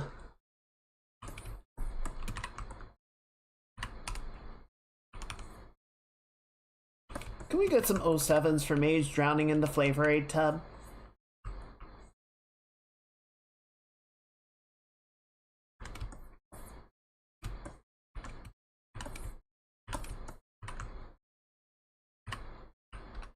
This Mage just saluting while you drown.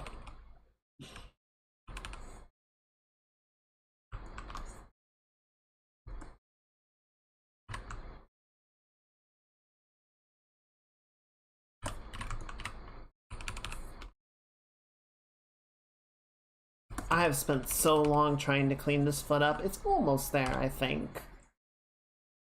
It's just...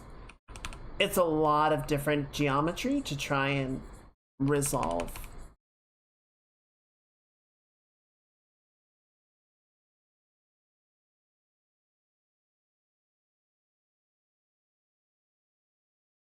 Yeah, I think if Pokemon just saved it with an S tier meme. Well done. I think if Pokemon had stayed 2D, like they could have done animated sprites, right? Like live 2D style sprites. But I think switching to 3D ended up doing them no favors and just ended up like increasing the scope of the budget and the problems, the technical challenges. Like it cost them everything and gave them nothing. He just forgets to step off and dies.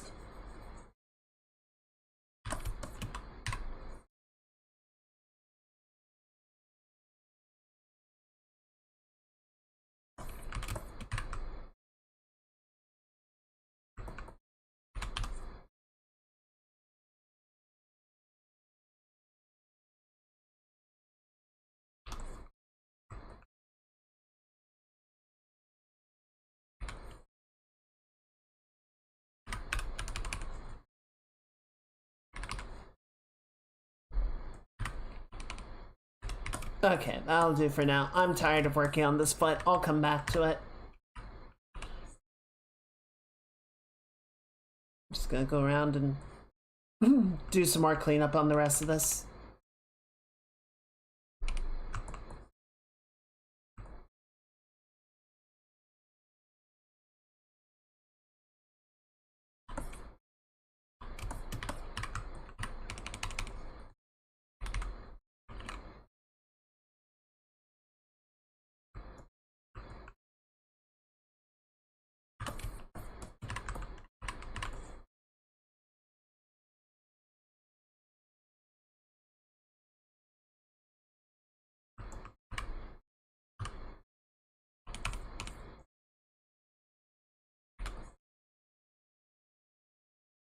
I feel like every time I look up, there's another game I want to play on stream. So we're gonna do Hades 2 next, because I am really excited for Hades 2. But there's Ace Combat, there's potentially Squadron, there's Blueprints, and it's just like... The list of games was supposed to get shorter. We're supposed to be going through the list of things that I always meant to play and I never got around to it. We're supposed to be cutting the backlog down and the backlog is getting longer. It is the strange... the list never gets shorter. It's true, but I wanted to believe. I had hope, Mage.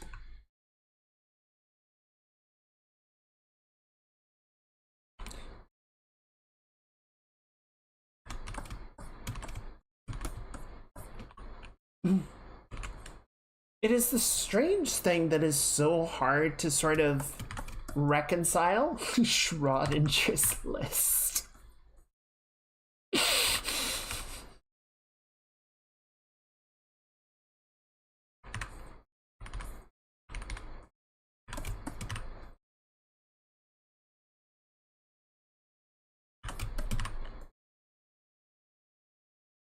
Is a list that could be getting shorter or could be getting longer. Except every time you observe it, it has gotten longer. And then it just gets longer. Studios needs to stop pushing 20 to 30 hour narratives.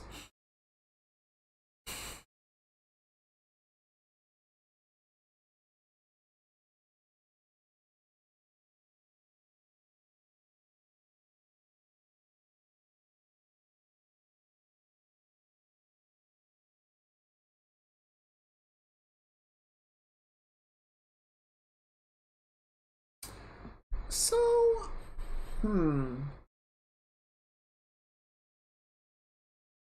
on one hand, I agree. I think there are a lot of games that do not need to be 20 to 30 hours. But to justify a price tag, they say, look at all this content that you're going to get. Isn't that worth $70? Right? Like, remember back in the day? I mean, I say back in the day, but this is still a thing where you get like, you spend $60 on a game and you get like 5 to 8 hours of playtime, and you're like, where's the rest of the game? Right? That was constant back around like 2010. So I think that's part of it, right? It's like we need to justify the price tag. We need to give them enough game that they will feel that it is worth it. I mean, I would agree if you made the game smaller and made it cost less, then you kind of come at the problem from the other side. But that's kind of not how it's being addressed, right? So I think that's where I agree with you. Where I want to disagree is, so for the longest time, right, we had movies, which would typically run around 2 hours or so, right? It wasn't really until Lord of the Rings that anyone thought, yeah, we could have a movie go for 3 hours and people will be fine watching that. How many times have you finished them? Generally one. I don't replay a lot of games. Even games that a lot of people replay frequently. I mean, like, people will replay Final Fantasies, especially ones that they really like. So it's not unheard of, but I do get your point. You know, a lot of people will replay Cyberpunk or Baldur's Gate for different, like, styles of playthrough. Different class builds, party builds, etc.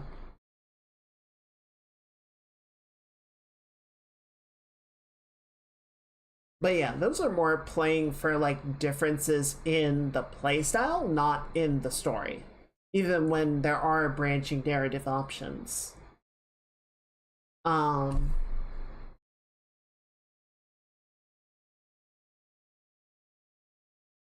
Well, maybe that's part of it. It's like, well, we don't have a lot of replay factor here, so we have to make the one playthrough a satisfying experience. As opposed to trying to build something for them to come back on. Though, if a game is highly replayable, how many times are you going to play Death Stranding? I don't know. With 11 hours only in cutscenes.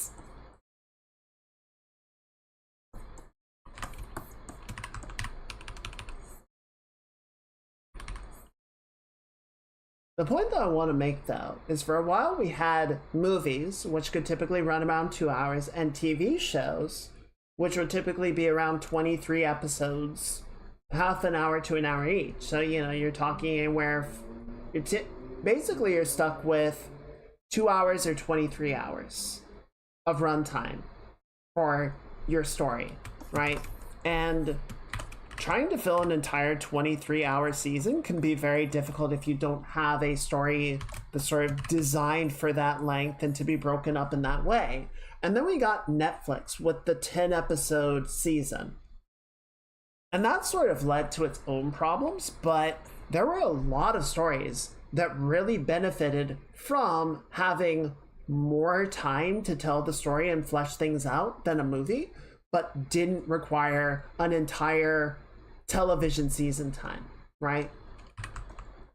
So I do think there are games, I think there are stories that benefit from having the runtime of 20 hours.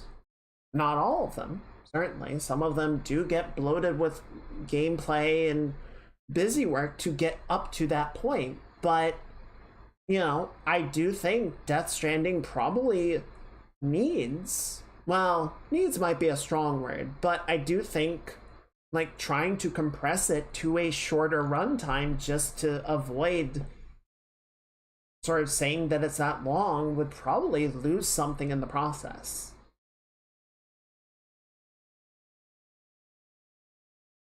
I have over 1,000 hours playing Dragon Age. Impressive.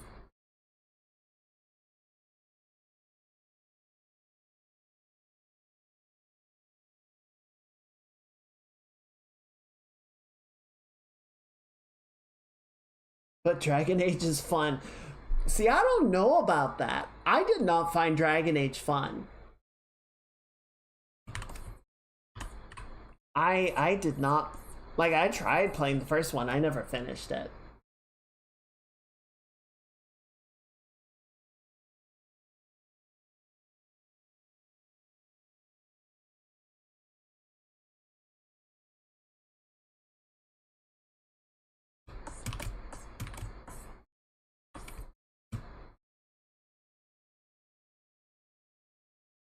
Well, that's gone forever now.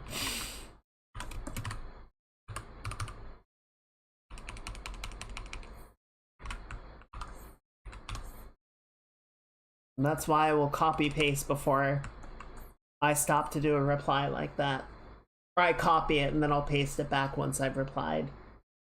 So, like, I get your point. And certainly, we have a lot of games right now that demand a lot of time. I would argue, though, the problem is not a 20 to 30 hour narrative. Like, if a game has a story that takes 20 hours to tell, fine, right? Like, Horizon has a fair amount of, well, I don't know. Like, I would say Horizon Forbidden West has more, like, random collectibles and busy work to get in there, but the story does not feel like it's meandering around. Like, there is a lot of narratives that are interweaving, but they're going at a good clip. I don't think the problem is the length of the narrative. I think it is how much else the game expects you to do. I think it is how much busy work and sort of clingy game design there is, right? Like we were sort of talking about in Jin's stream, and I sort of made a, you know, snarky little comment of habit forming game mechanics, right? Stuff that incentivizes you to open the game and play on a regular basis, or just sort of get used to playing it habitually.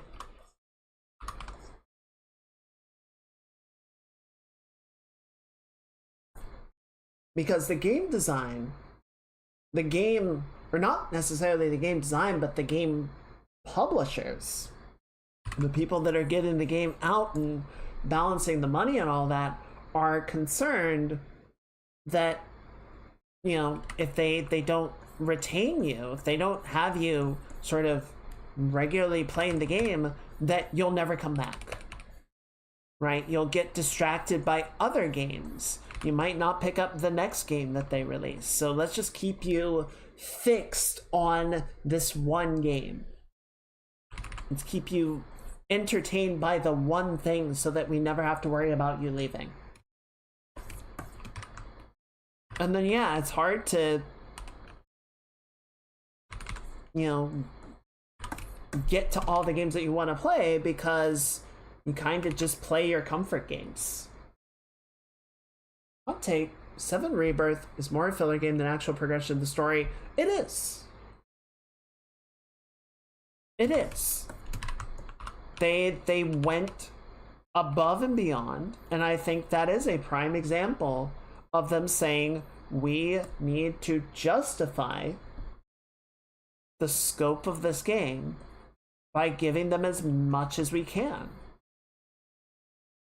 By giving the player as much as we can. I think it kind of happened on both ends, right? Like there was some mentality of we need to justify this by giving the players as much content as we can shove into this game. And on the other end, there was the mentality of we have more money than God to throw at this. With the original Final Fantasy VII, you know, we were struggling to figure out how to get this to work on the PlayStation. It was a fucking nightmare, and we had like 6 polygons to a character. And now we have like more polygons in Barrett's ass than we have in the entire original game. So let's go insane. We can add dolphin minigames, we can add this, that, and the other, we can add entirely new like card battles and whatever else, because fuck it, we've got infinite money. We got that Final Fantasy VII fan money.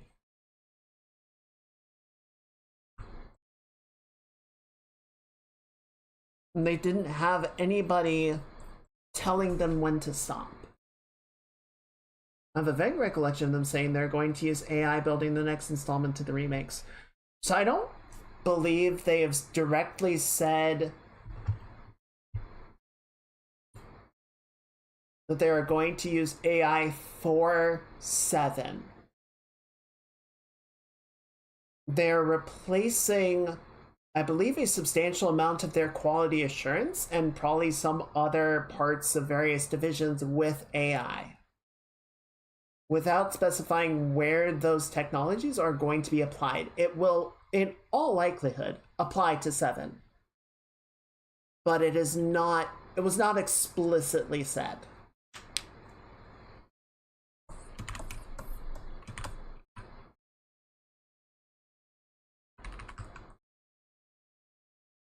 But no, I remember seeing that announcement, and my immediate response that I believe I said in the Discord was, who's ready for the next Final Fantasy VII Part 3 to be a just AI slop induced hallucination or something to that effect.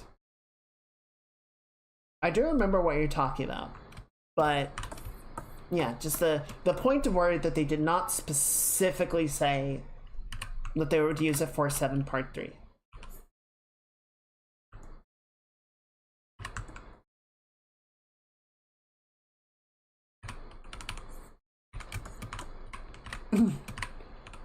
We'll have DLSS 5.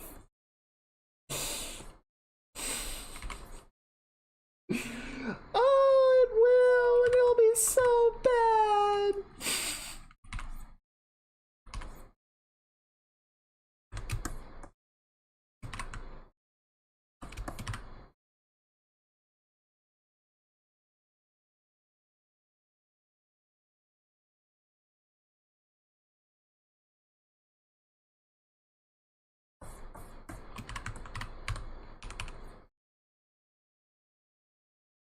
I am so glad that DLSS 5 is getting clowned on as hard as it is. It gives me a small measure of hope that it doesn't seem like really anybody is excited about it. Also the pixels on Barrett's ass comment made me remember that they recently managed to make a small cluster of human cells play Doom. I saw something about that. So, when they say play, what does that mean? Like, were they able to run electrical impulses through the cells? that could be interpreted as inputs, because that's not playing, that's just making a cell-based controller.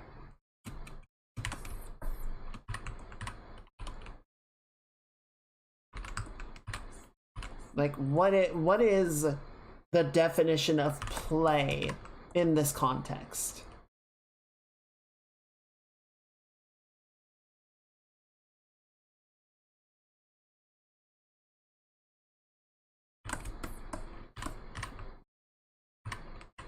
Yes, was it cells from a gamer, cells from a casual, cells from a game journalist?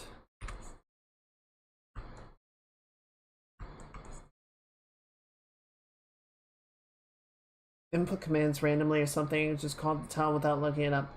Yeah, I would be curious, because it sounds like one of those silly, it sounds like an article of like, oh, we got cells to play Doom. It'll literally run on anything.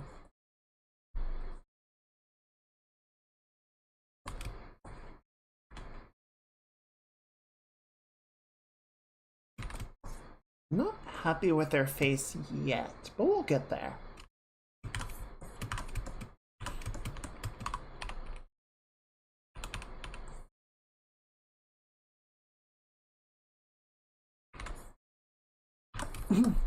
Now where the... Yeah, before... Actually, we are about where we need to wrap things up for the night. If you can find it really quickly, what I will say is, depending on what it actually is, right, what the technology actually is, where it has the potential to be exciting is it could be a good indicator of cell to digital input communication systems, right? In other words, cybernetics. Like, if we can get precision inputs to that level on a cellular impulse system, that's kind of exciting. That's interesting. If it's just, yeah, we got some cells to twitch around and it plays Doom, that's boring. I've taught a petri dish containing 200,000 human brain cells to play Doom. One experiment pushed a brain into a computer, the others plugged a computer into brain cells. Okay, so direct cell to digital input interfacing. There's potential there. I just wish they would stop talking about Doom, because I feel like that just makes it sound like a clickbait article.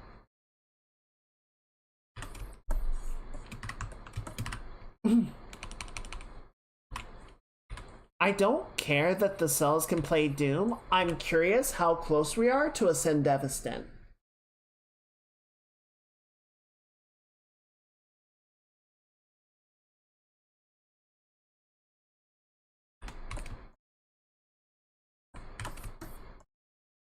Tell me about the cybernetics.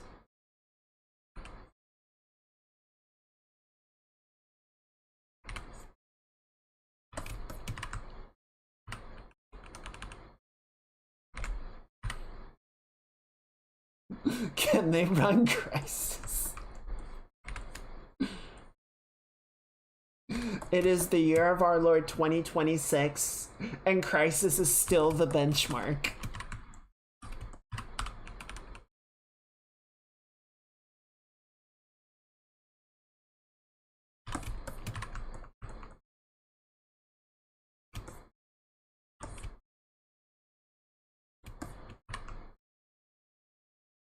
I'm just gonna make one more little adjustment here.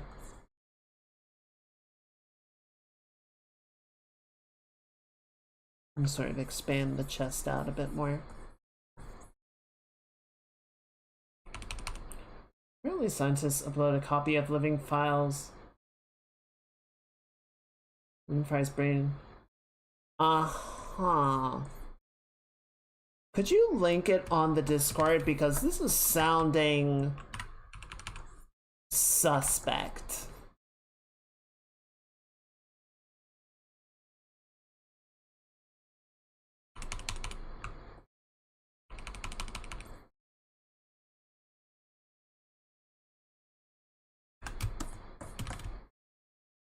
Okay, that feels better.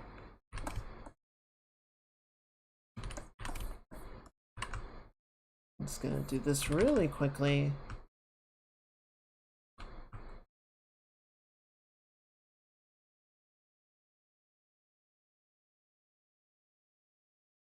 Just clean that out. Honestly, the fact that we got this far in like 3.5 hours feels insane, but I'm really happy with it. Definitely have some more cleaning up to do on the torso and the arm.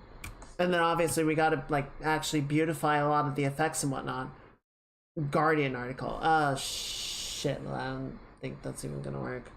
Yeah, link it on the, like in the media or whatever, and I'll see if I can read it. I don't know if I trust this one. Like, I'm sure they did something. It sounds weird. The way that it is being presented sounds questionable. Let's just say.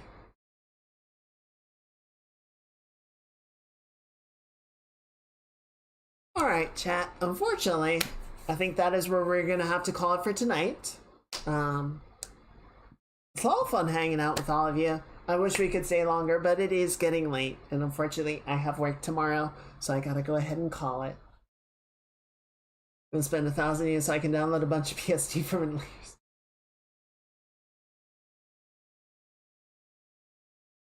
Alright. Sounds good, Tech. Yeah, just let me know. I would certainly be curious. But yeah, thank you everyone. Thank you for being here. Thank you for hanging out. I'm gonna go ahead and shut down the YouTube streams. Everyone say good night to the VOD squad, and we're gonna go find somebody that we can raid.